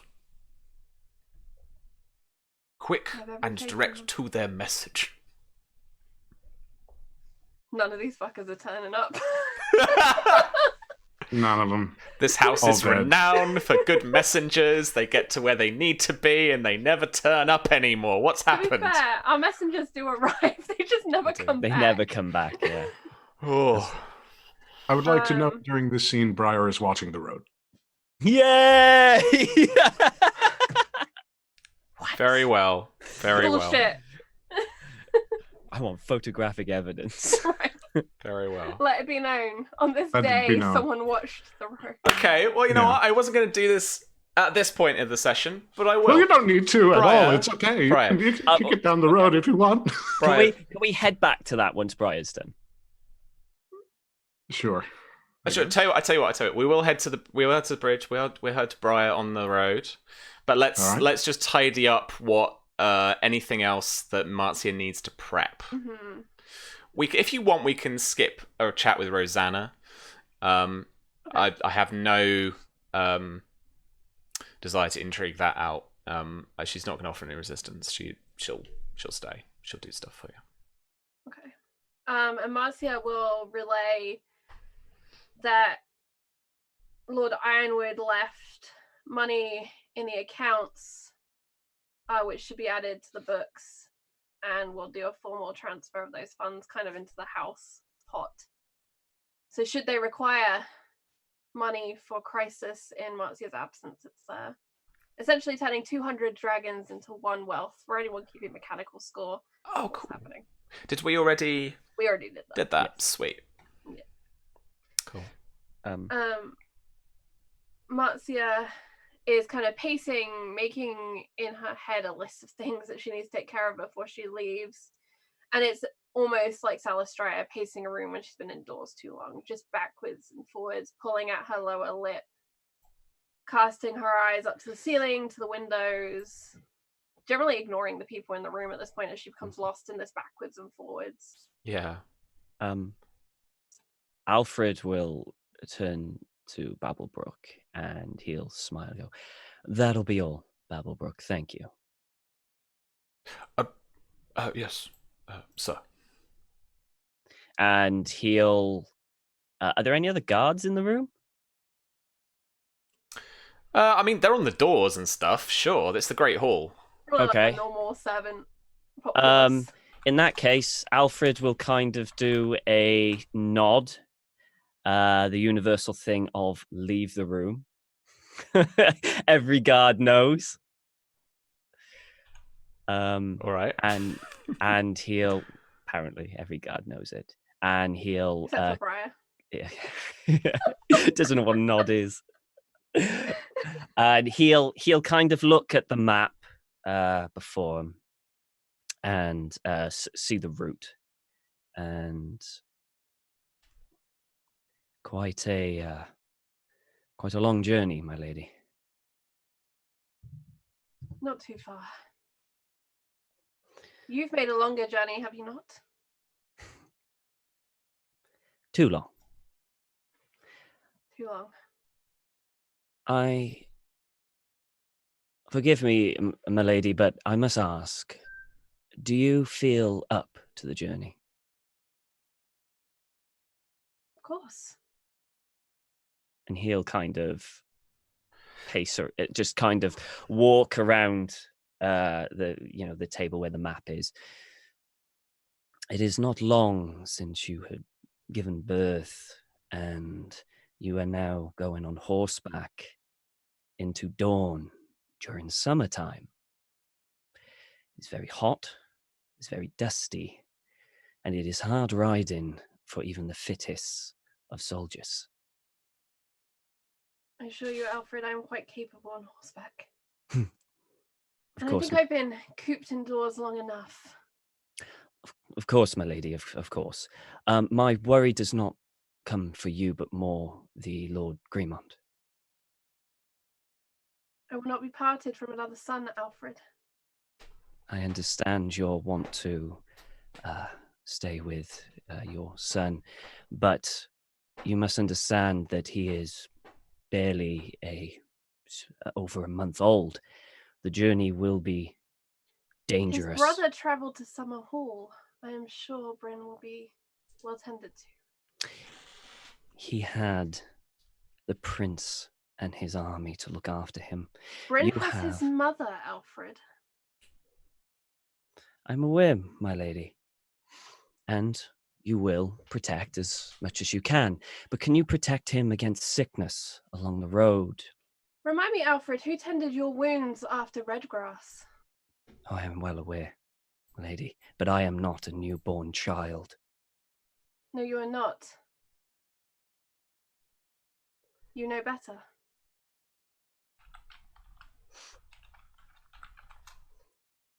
And he'll kind of lean against the map. Alfred, he will be fine. It's a few days on the road, and I will not be pushing. Why does he need to go? What possible good can a newborn baby do you at Ironwood? He's not at all, Alfred. He is my son. Then leave him. What good can he do here where people are murdered in our hall and on our lands? I will protect him. I will keep him safe for you when you return. He will have more chance here than he will on the road, where there are bandits. There are the aftermath at Vulture's Roost, and you are going to Ironwood, and we do not even know how they will receive you. Oliver entrusted them with Myria, and I trust Oliver. Alfred, why don't you come with us? My grandmother and Babblebrook can watch the house. It'll be a couple of weeks. The people here are settled. I will go where you order me to go, my lady. But I cannot protect Lord Greenmont from what is out there, and neither can you. What is out there, Alfred? What are you afraid of? I'm afraid of losing the future of Greenmont, Marzia. I don't think I'm afraid of that as well. Oh, I'm sure you are. But I want to maximize, just keep him safe, and I know I can do that here. I know it. Did you become a wet nurse in my absence? No. I became a Greenmont. I made you a Greenmont, Alfred. I know.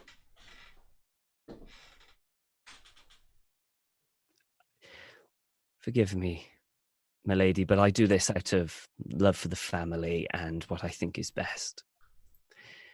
The decision is yours, and I will follow where you go.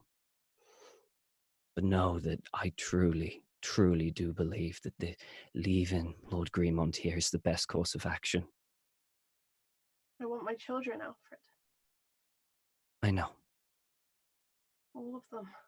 I know. And he will be here when you return.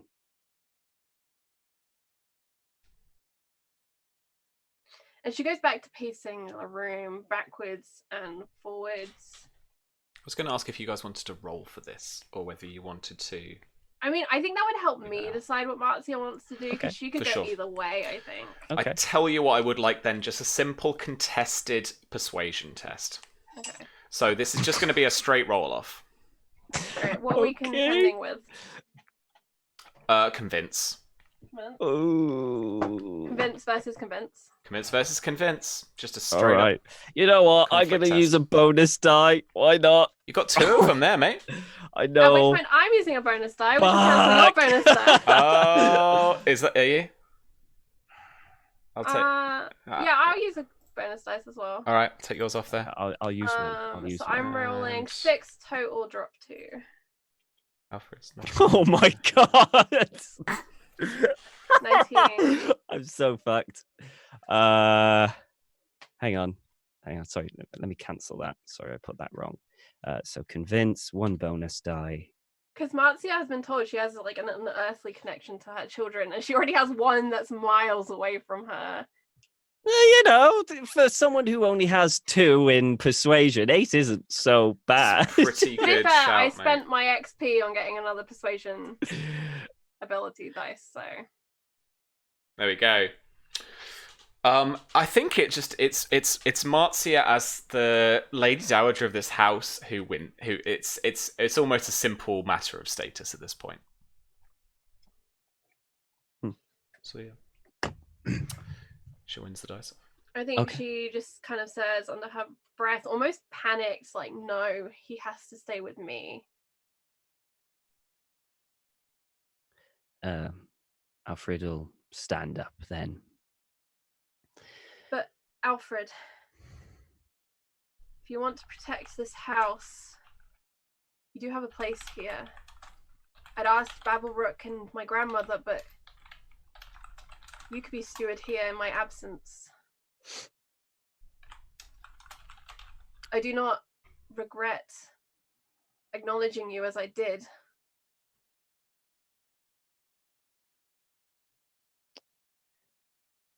I will go where you require me, my lady. Alfred, where do you want to be? I will go with you to Ironwood and ensure that you get there safe. I'm glad. I would hate to have to say goodbye, even briefly. Hopefully not for quite some time now. And he'll bow his head. All the Greenmonts will be returned to Fox Hollow. Forgive me, my lady, but how do you plan on returning your other son? I don't quite know yet. And are you going to Ironwood just to deliver Oliver's effects? My daughter is at Ironwood, and no longer protected by Oliver there. It has been in my thoughts too. I must admit, I haven't quite decided what I will do. But it is better we know where she is and have her back with us before we attend to what dragons desire.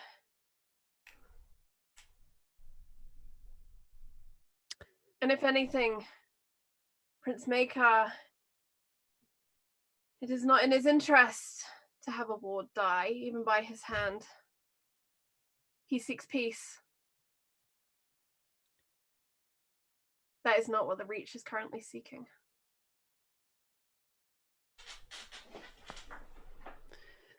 As you say, my lady. It is as I say, Alfred. Will there be anything else you require of me?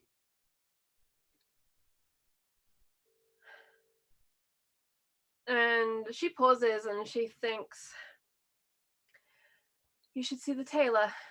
You'll need some proper clothing.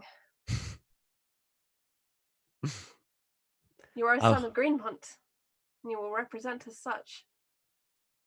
I will ensure to pack a lot of shirts, my lady. And she smiles. Briar. Oh, got one last thing. I was just going to say he will smile back. All That's right. it. Fantastic. Briar, you are on rotation to the bridge at this point. The guard, particularly at the bridge leading up to the hall, is on double super duper guardship alert. No one's getting across this bridge without the Hollow Hearts say so.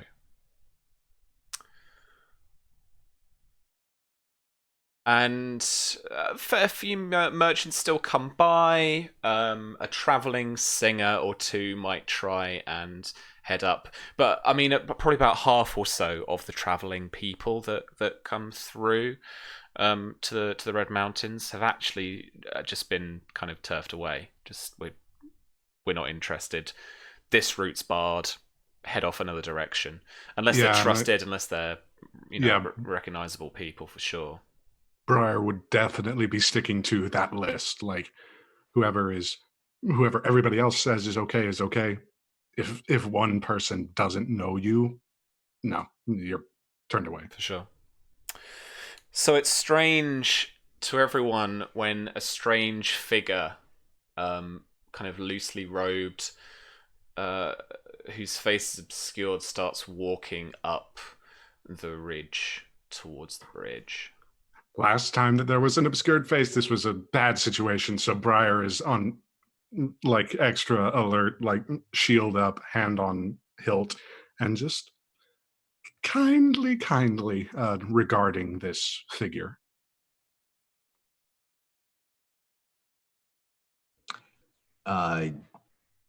The figure is on horseback, black destrier, just trotting along very slowly, and you can tell that they appear tired, exhausted. Their heads drooped. Maybe they're wounded or maybe just tired. But as they get closer to the bridge along the road, they stop. The horse stops. It actually kicks up a little bit uncomfortably. And when it settles back down, the figure pulls back the hood of the robe. You can see that they're a bearded, auburn-haired man with pale skin, very pale, for the fact that it's summertime, suggesting maybe they haven't spent a lot of time outdoors. These piercing sky blue eyes, just lightly armed, but not wearing any armor. Their robes look dirty. They pull their head up slowly and just sort of raise a hand, noticing that the road is fairly well guarded at the moment. If you're looking for arms, you can go back to the hamlet. Stares at Briar,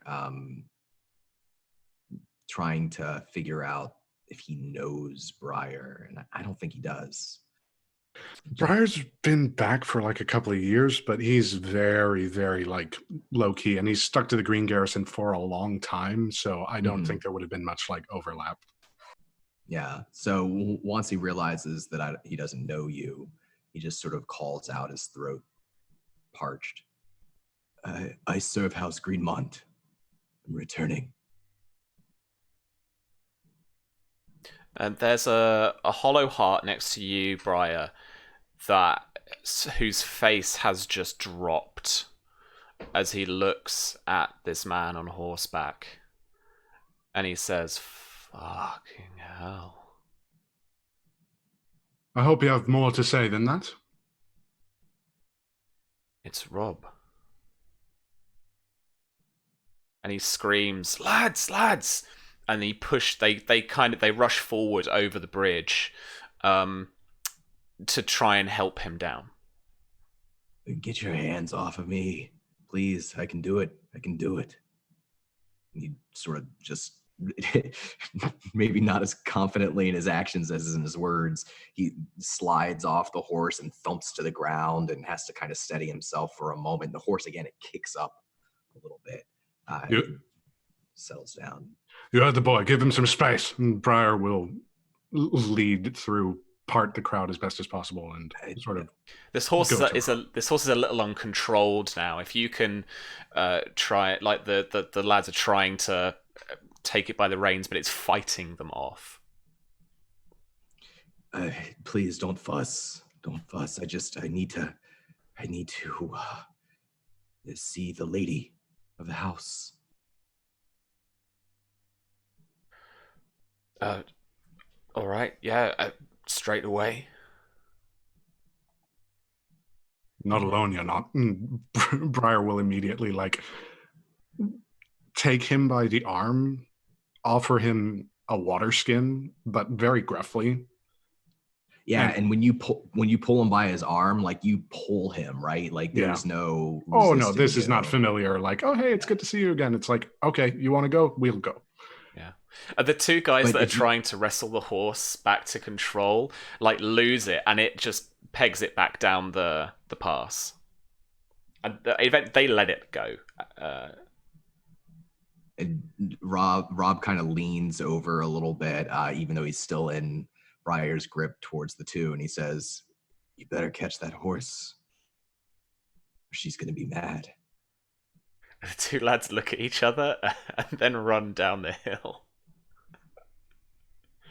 And then I think he chugs the water, he squeezes that water skin, every last drop out of it. Briar will actually put a hand on his and slow.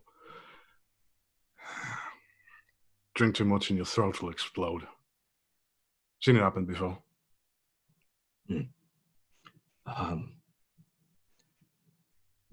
What's your name?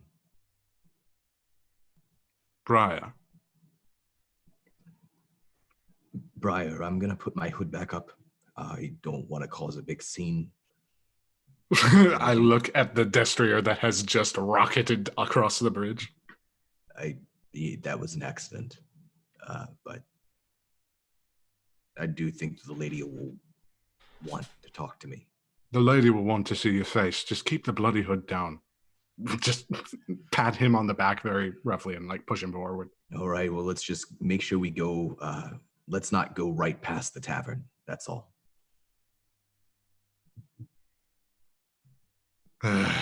Just a very long sigh as I'm escorting this, again, a VIP that I have no idea or frame of reference for. I don't have it. I don't have any coin on me, and they're gonna want. And there's a lady there that I can't see right now. So please. Okay, but the Lady Monsieur will want to see your face, but I'll pull the hood over his head. You hear just a muffled beneath the hood. Thank you. Again, a very long, labored sigh. Why is it that these young men just want to give me grey hairs? I don't understand the compulsion. Cool. You make your way up to the keep. The hamlet being somewhat kind of out the way and behind the hall. You don't make your way anywhere near the hamlet or the tavern itself, and you make your way into the antechamber of the keep, of its large oaken doors at the front. In the antechamber, there's a couple of green garrison guards stood. Give you a quizzical look, Briar, as you're escorting this like robed man, hood up. Hood down at that point. Like, I'm not even letting him have the chance to like protest it. I'm just. I think one of them's like, "Oh gods," and by the 7, and the other one's like, "What? What?" Like, that's what I'm saying. And just as we're walking. Yeah. You walk through into the Great Hall, and there you are met by Marzia and Alfred discussing things over a map at the top of the head table. Yeah, I think Rob lingers back, doesn't like once he's in the room as they're discussing, he sort of awkwardly stands back, not wanting to interject, and he'll just sort of lean over to Briar and say, oh yeah, I'm a knight, I guess, technically.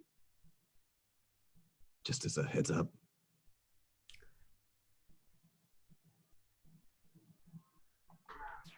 I have another gift for you, Lady Marzia.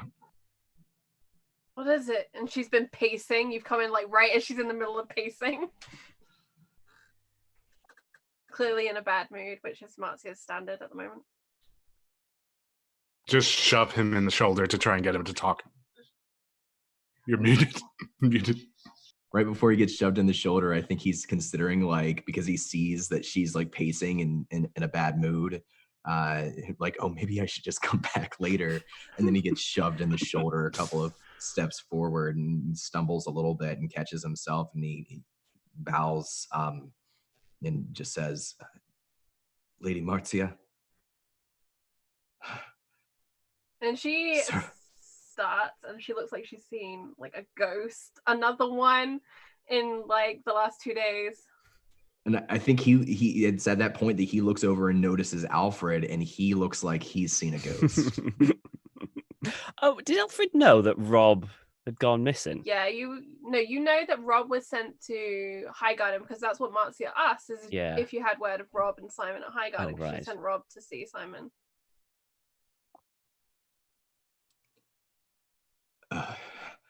Rob. And he'll walk down, and he's going to go up to Rob, and he's going to kind of like shake his hand, you know. Rob like throws his arm, like he starts with a handshake and then throws his arms around you, and you like for a moment his strength is actually, he's pretty strong, as he's like just hugging you, as long as you don't push him off of you. No, he won't. No, Alfred will take the hug as well and do it. And at a certain point, when he starts to weaken, Alfred will take most of the strain then, just to keep him up. Oh, I'm Alfred. gonna, if it's possible, I'm gonna give Rob a once-over just to see the extent of his injuries, if that's at all possible. Let me consult the book. It's a fun thing. We had 5 to the diagnosis check because it's from a distance, and there's other things. Cool. Medicine? If this is medicine, I have some bad news. Healing. Diagnosis. This is going to be difficulty 17. Oh, absent patient. Okay. 12. I believe. Have you got to roll 2 6s? Yeah. That's a 5. You can't tell from underneath the robes. He appears maybe to be maybe about slightly malnourished or something like that, dehydrated. He is obviously a little weak from the ride and the walk up here. That much you can tell. But as to an actual, like, you know, Sherlock Holmes, the knee and them seeing the x-rays of the stuff, it's like, no, it's just... But Briar is not built for such things, so he'll just sort of like shrug.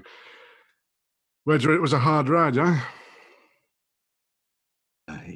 Yes, just me. Do you, my lady, do you mind if I sit down? Do. What happened at Highgarden? I was told Simon had returned to Old Town. He holds his breath while he's walking to whatever chair is nearest. He doesn't care if it's her chair, anybody's chair, and he just falls into it, and then he lets out the breath. He rubs his forehead and just gives a long stare, maybe along a table. You're at the top table, and you're on one of the end chairs, I think, and you're looking down that table, not in towards the Great Hall, but more towards one of the side. He has a long stare and he sort of chews his jaw a little bit as he's looking down the table, and then he looks back to you, looking you in the eye, but just out of the corner of his own eyes, and he says, "Things didn't go so well. There were some men after Simon in Highgarden. I think he got away. I don't know, but I stayed to cover his escape." What men? What trouble is Simon in? I don't understand it entirely, but they took me. They knocked me unconscious underground somewhere in Highgarden. Who took you? I thought it was, my lady, maybe the Tyrells, or somebody who was an ally of the Tyrells, but I couldn't be sure. Allies of the Tyrells have not proven to be allies of ours. I'm sorry, Rob. Rob. Yes. And I think she looks to, I imagine there's always like one of those like beakers of wine on the table. And I think she's going to pour a drink for Rob before she tells him the next bit. She pours out some wine and places it down next to him, a hand kind of on his shoulder. Oliver's dead, Rob.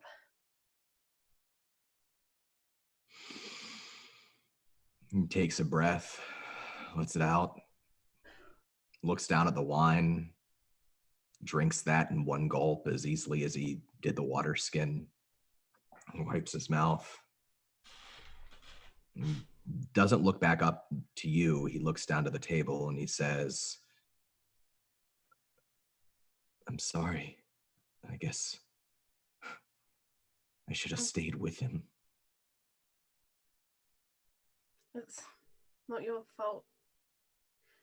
And I'm sorry. You were with Lucas. Being here wouldn't have helped. He was killed here, Rob. By Alistair Oakhart. He nods very slowly. Sorry. No, you're fine. 30 men they brought in. Killed the guards at the door. Claiming to wish to arrest Oliver, from what I was told. They did not arrest Oliver.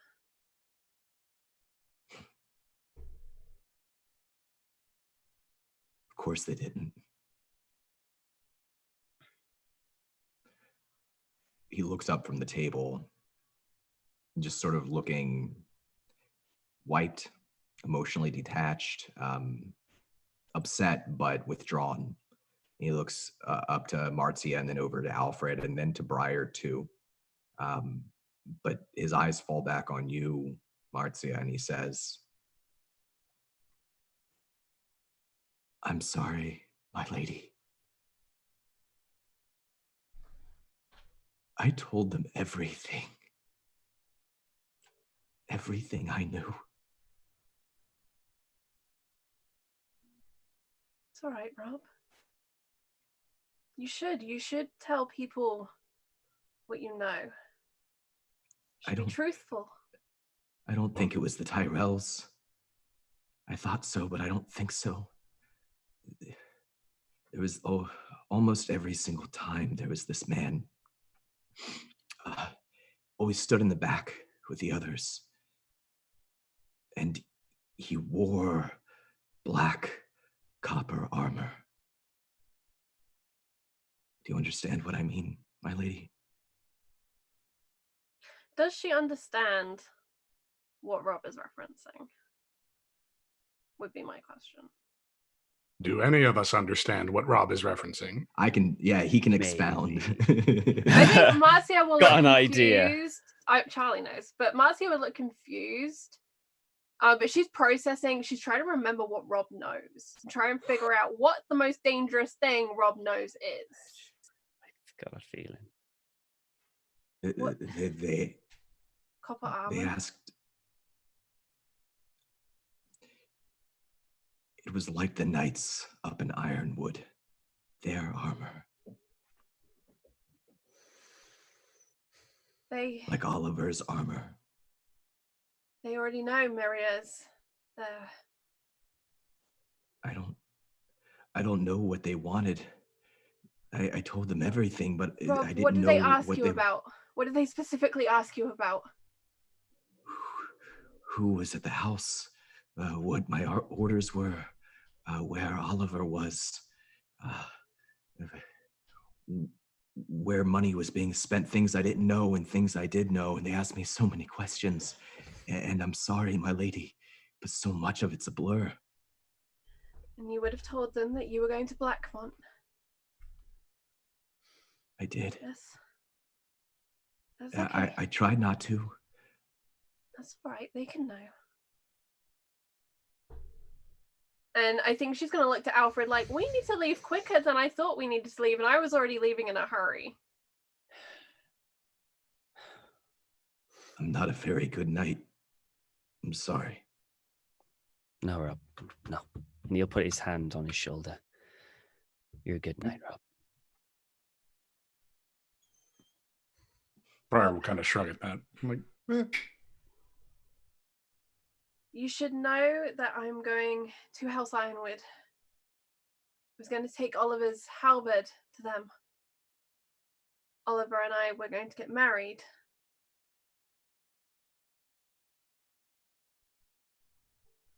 Maria is still there as far as I know. Were there any of Prince Maekar's men? Were there any signs of Targaryen there?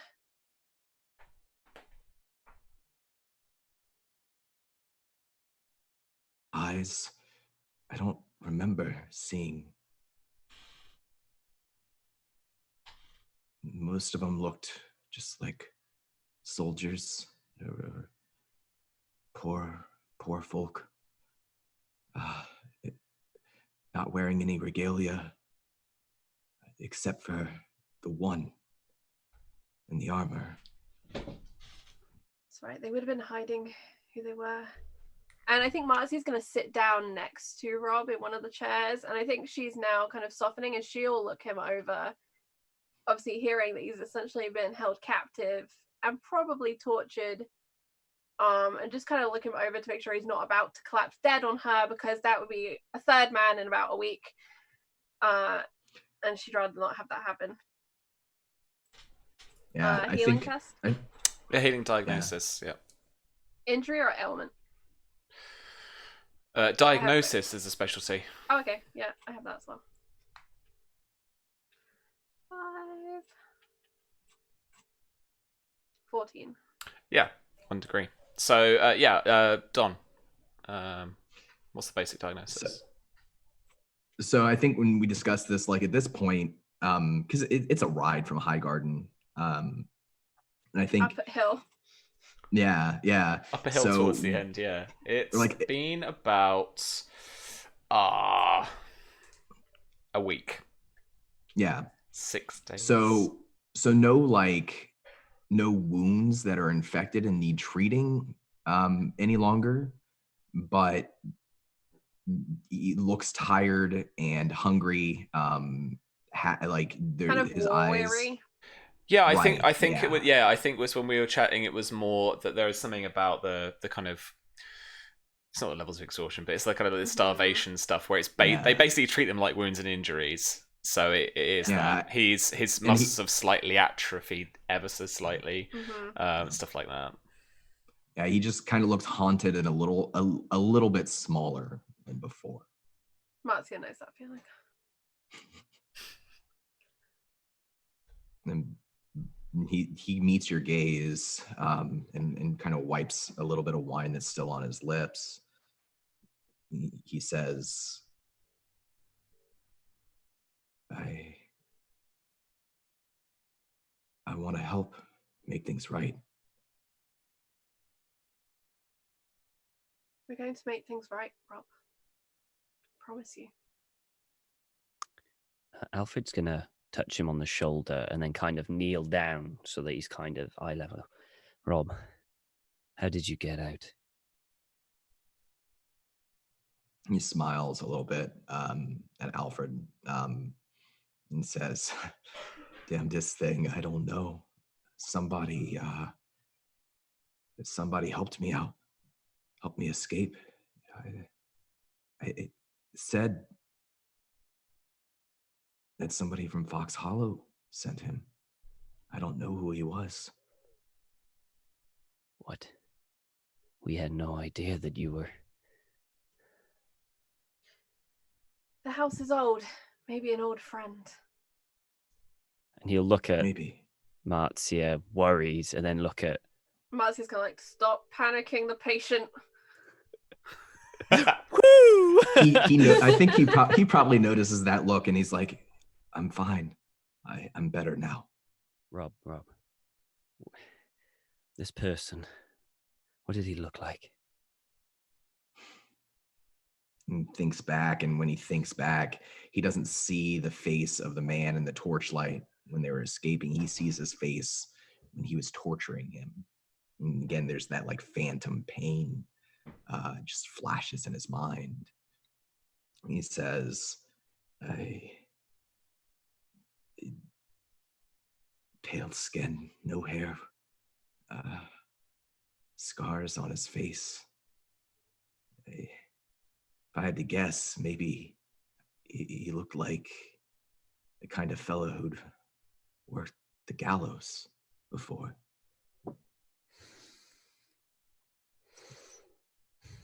I think Marzia reaches out a hand and kind of cups Rob's chin. She's kind of low-key checking his temperature, but it's a comforting gesture at the same time.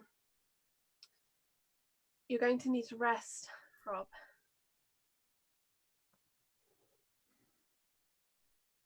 And if you need to seek someone, they're resting in the Godswood.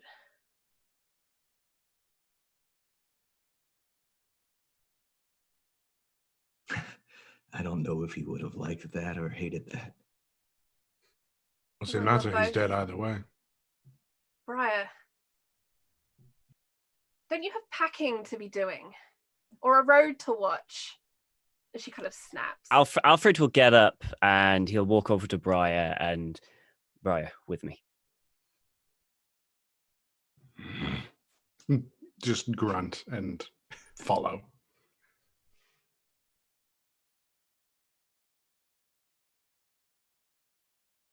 I don't think I'm ready to go to the Godswood yet, my lady, if that's all right. I understand. It's a very busy place lately.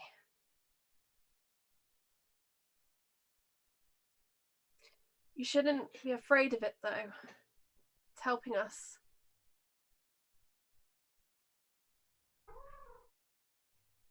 The house is protected by gods old and new, Rob. And they're angry. And I'm angry. But I promise we're going to make this right.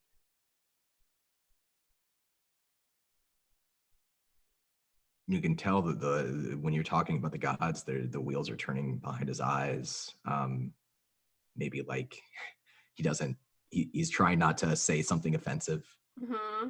Mm-hmm. Instead, he just says,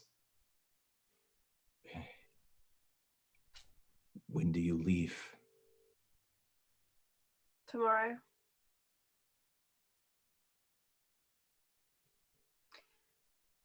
I would leave today, but I don't believe there is enough light. You're not going alone, are you? No, I'm taking the house guard, and Alfred is coming with me as well. Oh, while you were away, we acknowledged Alfred as Lucas's son. His eyebrows lift at that because he's known Alfred for a long time. It was a busy few days, and I didn't know he was coming back. And then he did. And now you're back as well. I am. And if it please your lady, I'd like to come with you too. She takes Rob's hand and gives it kind of a squeeze, and she looks like she's considering it. You know, you might bring bad news, but you're a very good messenger. And she smiles, and she thinks, and then she nods. You are Oliver's squire, and I know better than to argue with someone that Oliver trained. But Rob, it will be a hard ride.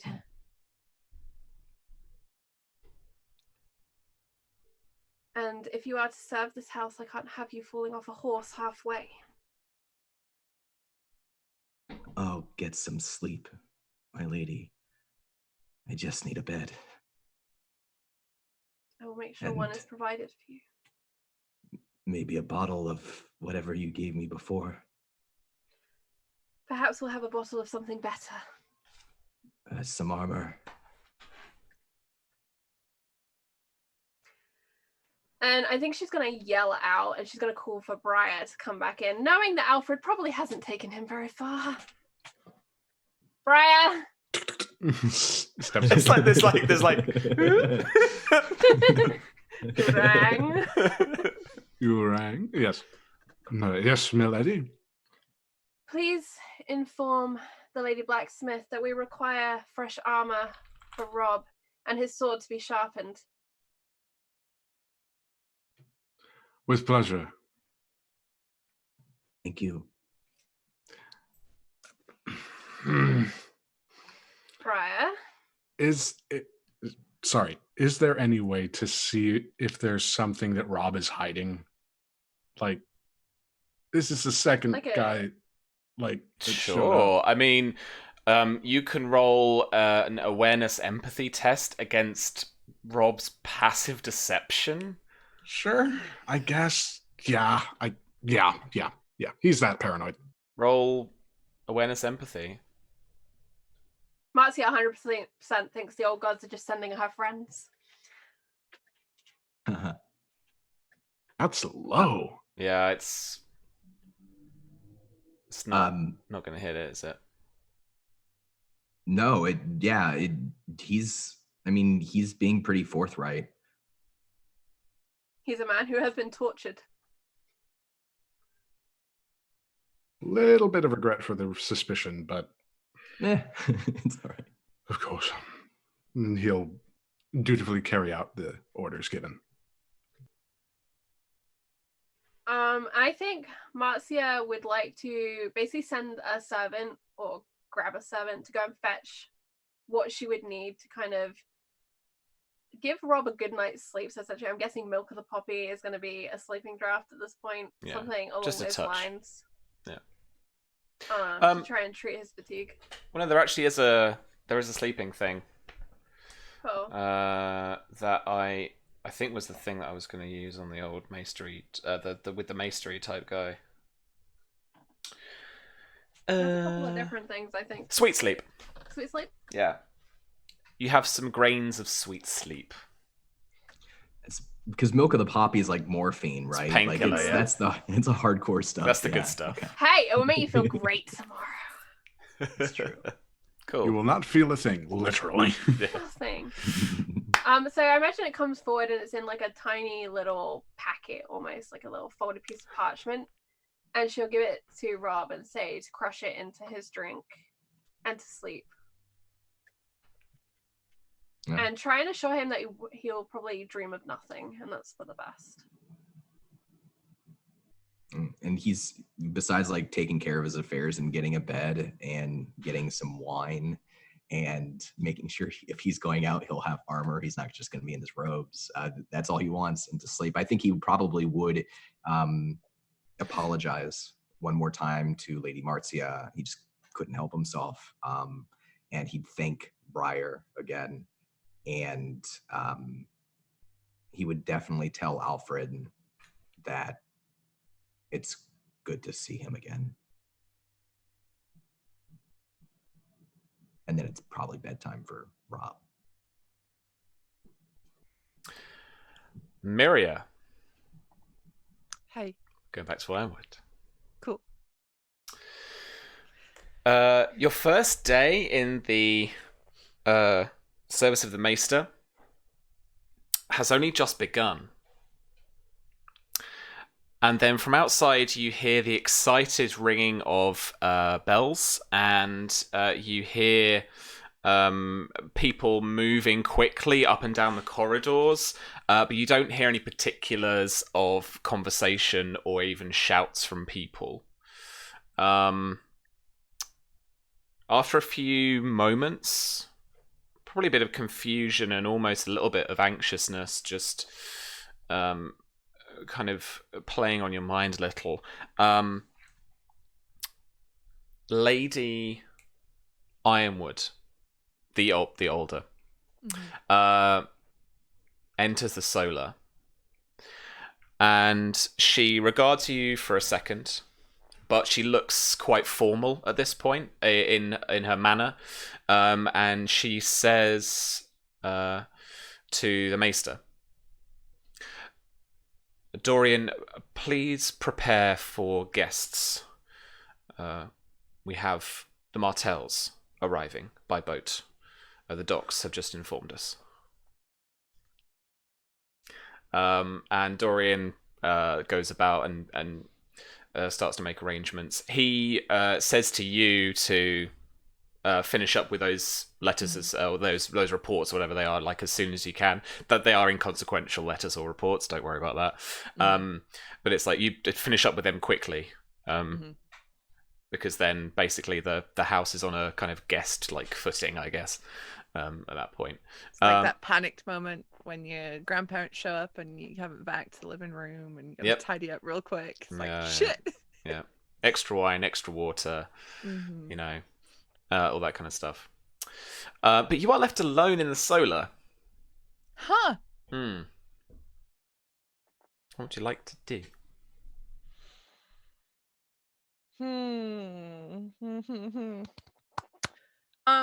Okay, so I imagine that there's like a section of things that Murray is not allowed to look at. This is not for you. This is important house business. I want to look at that. Okay. For sure. yeah, no problem. It's still a little bit of, espionage. All right. Well, it's behind a locked little door. It's like it's kind of, it's kind of see-through in that you can. It's a little. Oh, I know it's Jarly because that's what the fucking brand thing is, but it's like little patterned, like wooden thing that you can. It's got lots of holes in a pattern you can see through. So yeah, you can absolutely see that there are like these documents and old texts and books and stuff back there, but it is under a little lock and key. For the sake of it, I could see that you have some improvised tools by which to try and crack this lock. I'm keen to hear what he might be, or in fact, it's probably like a little tool that you can get in through one of the holes. It's got a hairpin. Sure. That's all you need. Yeah. And you're going to fiddle with the lock. I'm going to try. I think this might be the first time anyone has ever rolled thievery in one of my games. But it's going to be that, and I don't know what the specialties are because I never use it. Oh, there is literally a pick lock specialty. Boom, there we go. I don't have it, No, right. But it does exist. Common locks are challenging 9. Good locks are 12. Excellent locks are 15. I am going to say this is a common lock. Okay. Challenging 9. A successful test indicates you pick the lock. Each additional degree reduces the time by 10 seconds. I'll just say by the time. By time. Timey-wimey. A failed test means you're unable, but you might try again. A critical failure means the lock has defeated you. You cannot try again until you place another bonus die in pick lock. Oh, defeated by a lock. Defeated by the game mechanics, goddammit. I'll never be able to try this lock again, ever. How dare ever it. Again. Lock, my nemesis. Okay. I'm going to roll for thievery, and I'm going to use one of those bonus dice that was handed earlier. Nice. Donated to me. Oh god, here we go. Marriott, what are you doing? 10. You unlock the little thing. So you are in this little cabinet, this little literally red ironwood cabinet, and you open it up, kicking up a little bit of the dust from the years, and you can leaf through stuff. This is research test. Oh, good. Are you looking for anything in particular? Okay, so just to get in Miriam's head here, she still thinks Oliver's coming back, and the last thing Oliver said was, when he comes back, they're gonna take over this house, basically. They're gonna fix Ironwood and get it in the right path. So she is on the way to trying to undermine Horatio however she can. So if she's looking through like financial records for anything that would look like dodgy, you know, if there's like a huge influx of money out of somewhere, or anything to do with this like Martell marriage, you know, she's looking for just like juicy shit to bury Horatio with. All right. Roll me or formidable 12. Oh. Okay. 12. All right. Nice. I need to figure out the juicy fruits of that. Or maybe we can work on what you want to know specifically in between sessions and stuff and introduce it. What if she just like grabs a bunch of stuff and just like... For sure. As you turn round, you are there is a shock. There is a jump as you turn, because stood in the doorway is Daira. Oh fuck. Daira. The Lords and Princess Martell are down on the docks. I'm just finishing up here, and then I'm going to get ready, and then I'll be where I need to be. Do you want to play truant and go have a look? Yes. I mean, yeah, I think she giggles. It's just like, okay, cool. You walk through the halls. No one pays you any mind. Everyone is like, look busy, and like fix the curtain rail or whatever it is. And they're all fixing the place up. Servants are running around trying to bring bread and salt to the main gatehouse, the antechamber for the bread and wine ceremony, for the bread and salt ceremony. They're bringing little flags of Dornish red up from the cellars. They're bringing in fruits and all sorts of stuff. You and Daira, however, make your way down to the Ironwood docks, literally on the coast of the Sea of Dorne. It takes you a little while. You get down there. There is a little kind of village built up from some of the fishing that's there, as well as some longer docks. But the thing that strikes you, even as you leave the walls of the keep, is the fleet that is sat in the bay.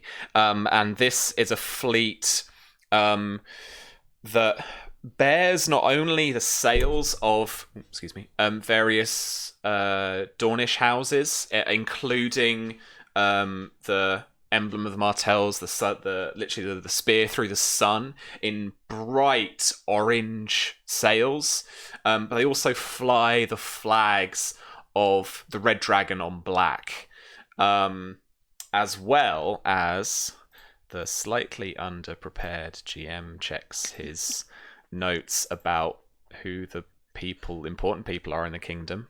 If he can, I know this maneuver. If he can find that. Shit. the jig's up. Who are they? Because I want to describe the heraldry. Charlie remembers that Jamie's going to King's Landing next session. Because I never just want to tell you the house. I always want to tell you the heraldry. Okay, it's these. Most of the fleet is built up of these bright gold sails, and a few of them in the central on the central mast, or on the flags that are being flown from these big galleys, are a red rooster with the wings of a dragon with a black snake in its beak. Huh. Yeah.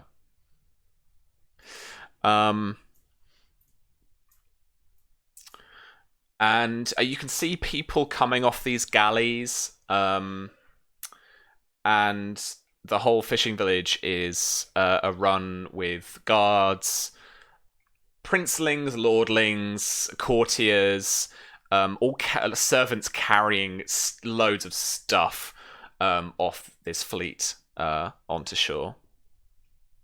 How close do you want to try and get? Is what Dayra asks.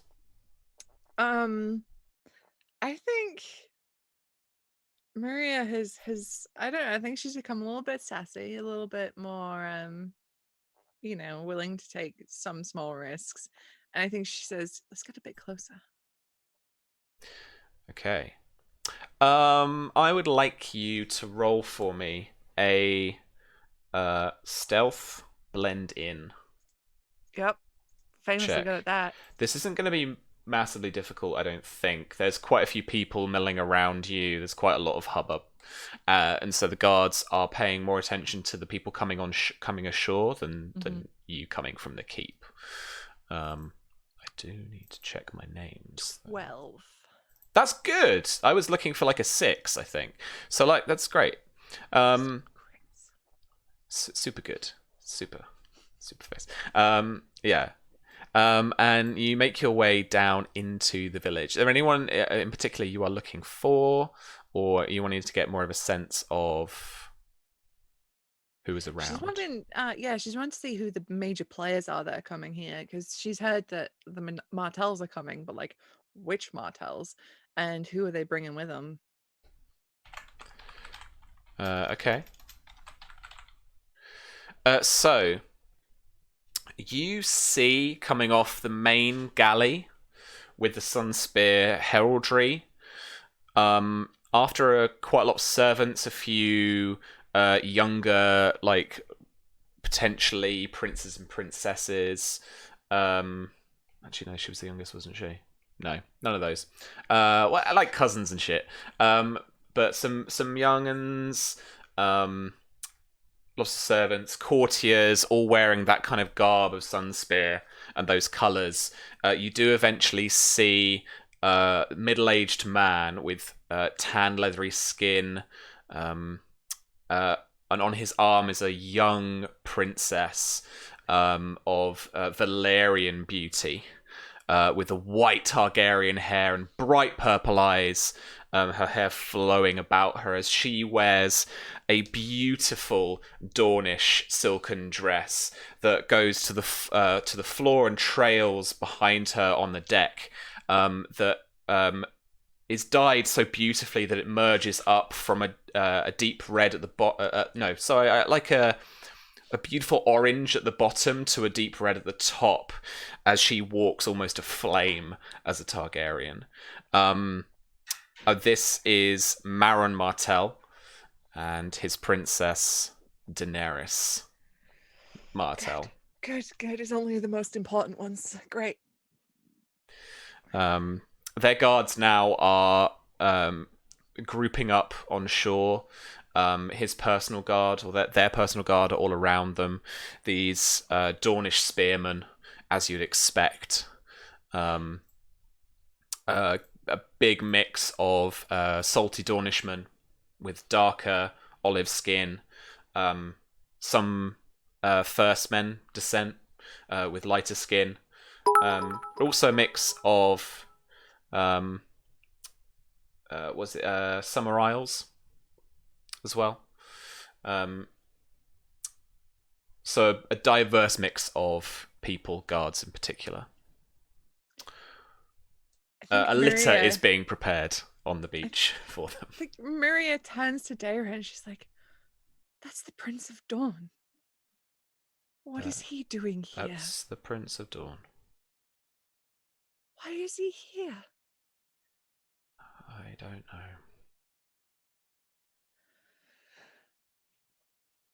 know. You see, as our closing shot for tonight, Horatio stepped forward with a small flank of his own Ironwood men. And he kneels down in the sand. Daenerys offers out a hand, and he kisses it. And then Lord Martell, Prince Martell, welcomes him to stand and shakes his hand. And that is where we will finish tonight's first episode of the season. Oh, juicy fruits are back, friends.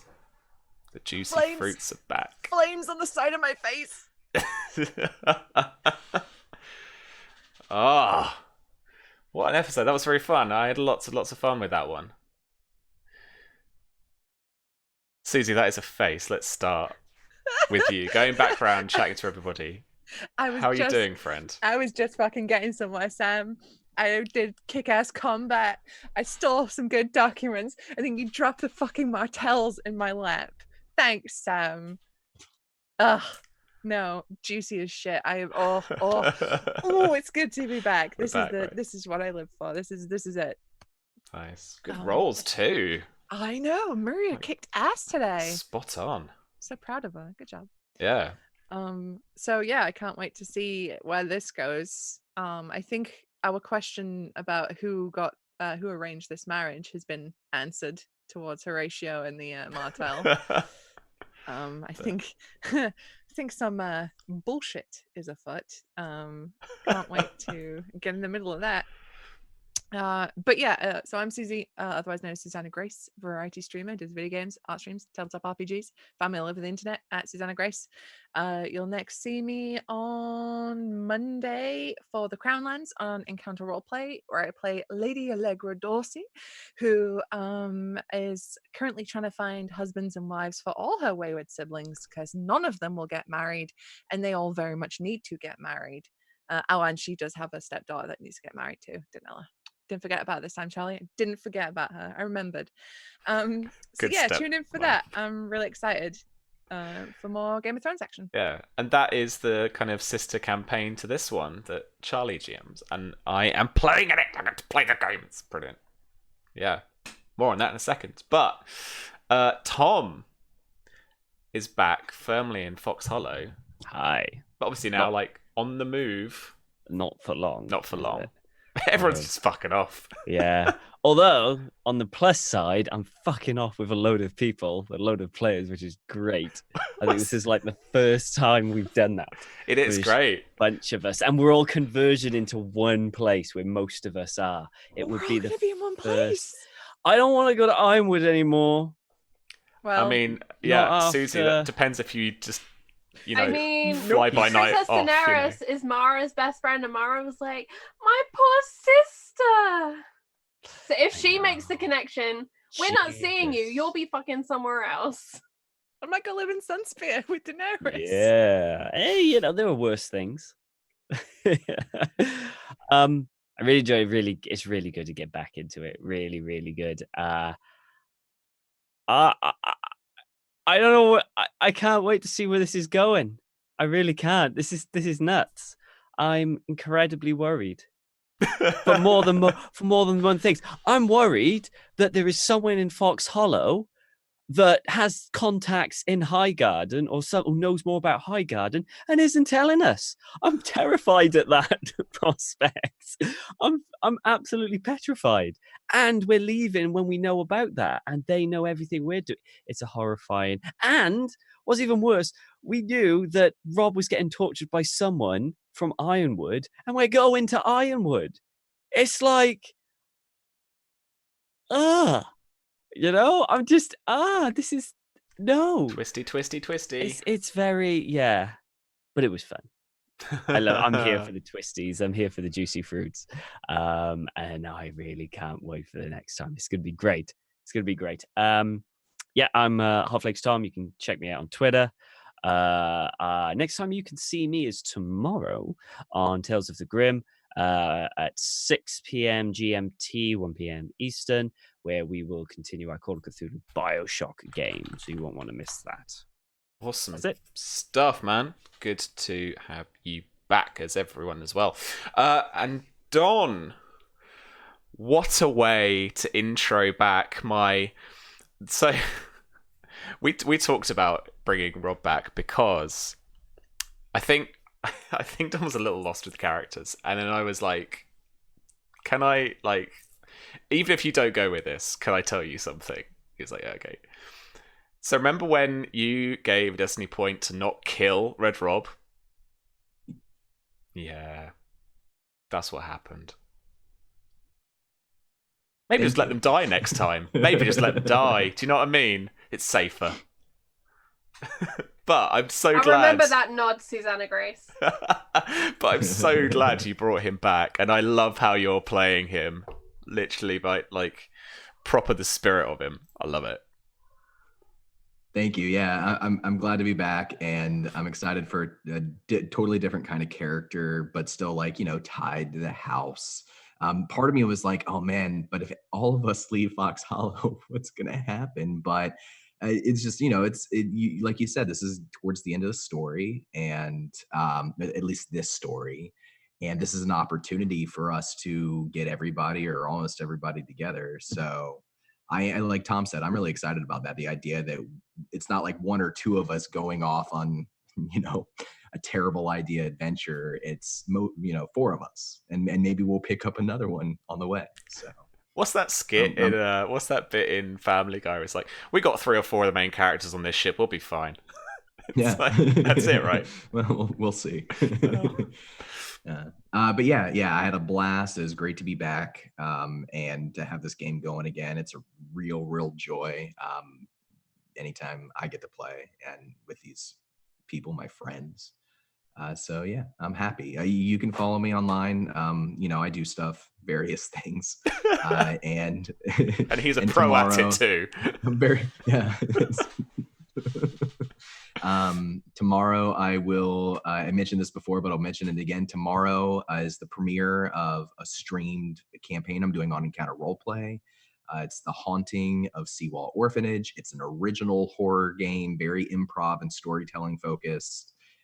And it should be both funny, heartfelt, and hopefully it's scary. I haven't gotten to do horror in a while, so I feel like I've just got those reserves built up over time. So we'll see how that goes tomorrow. I think it's at 6 p.m. Eastern Standard Time over on Encounter Roleplay.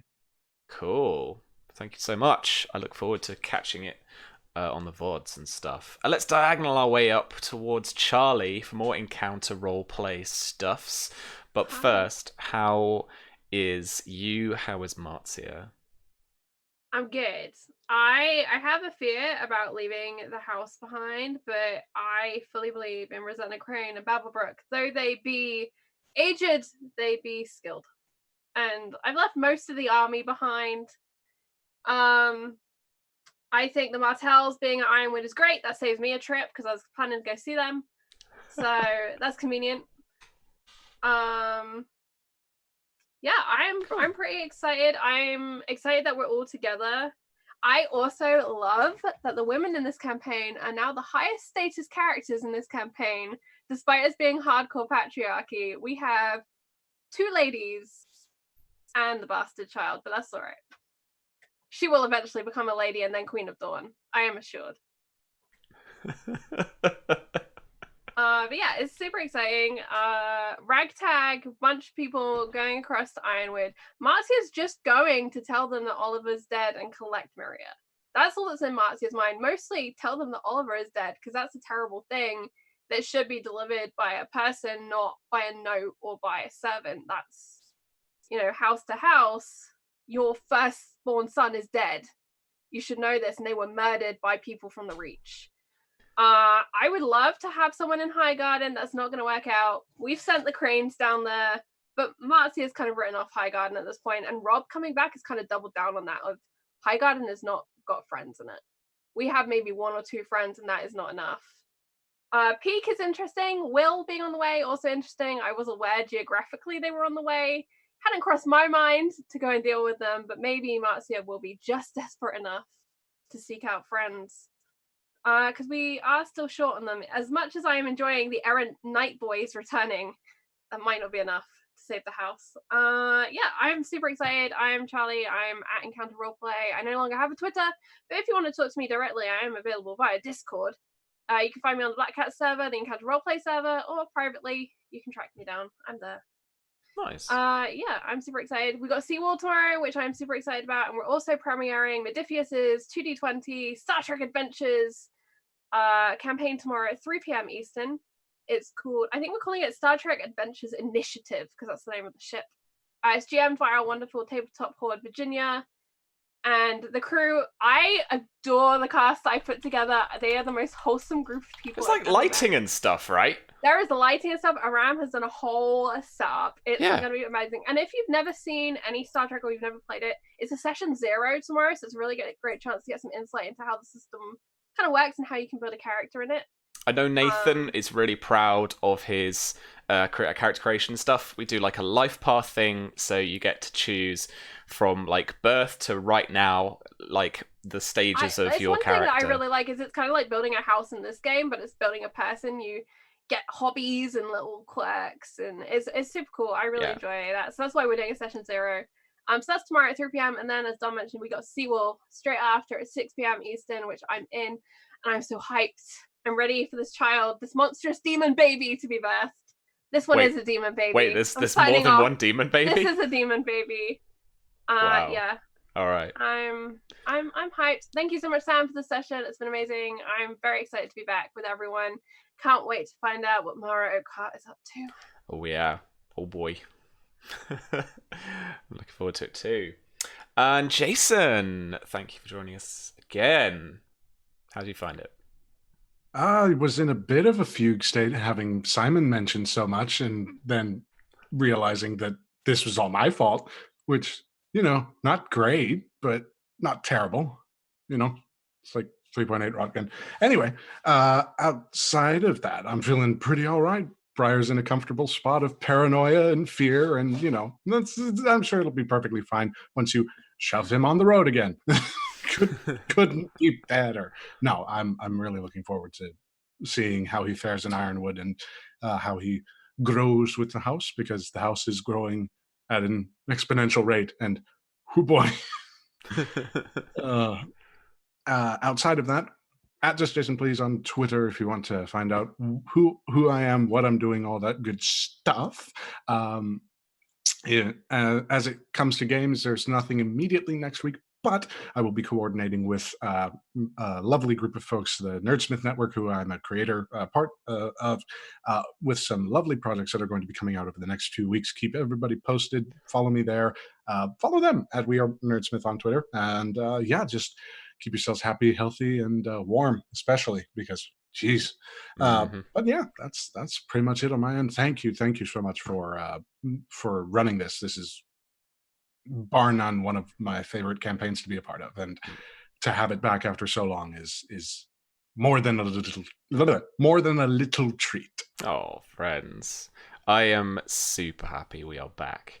As for me, I am RPG Webby. That's where you can find me on Twitter and Reddit if you go to that hellhole. Otherwise, I am by day working for Modifius Entertainment as their head of RPG development. We make some exciting games. Right now, I am working on Fallout. That Fallout. It's freaking awesome. Otherwise, I am running with James and chat a little indie publishing arm called Black Cat Gaming.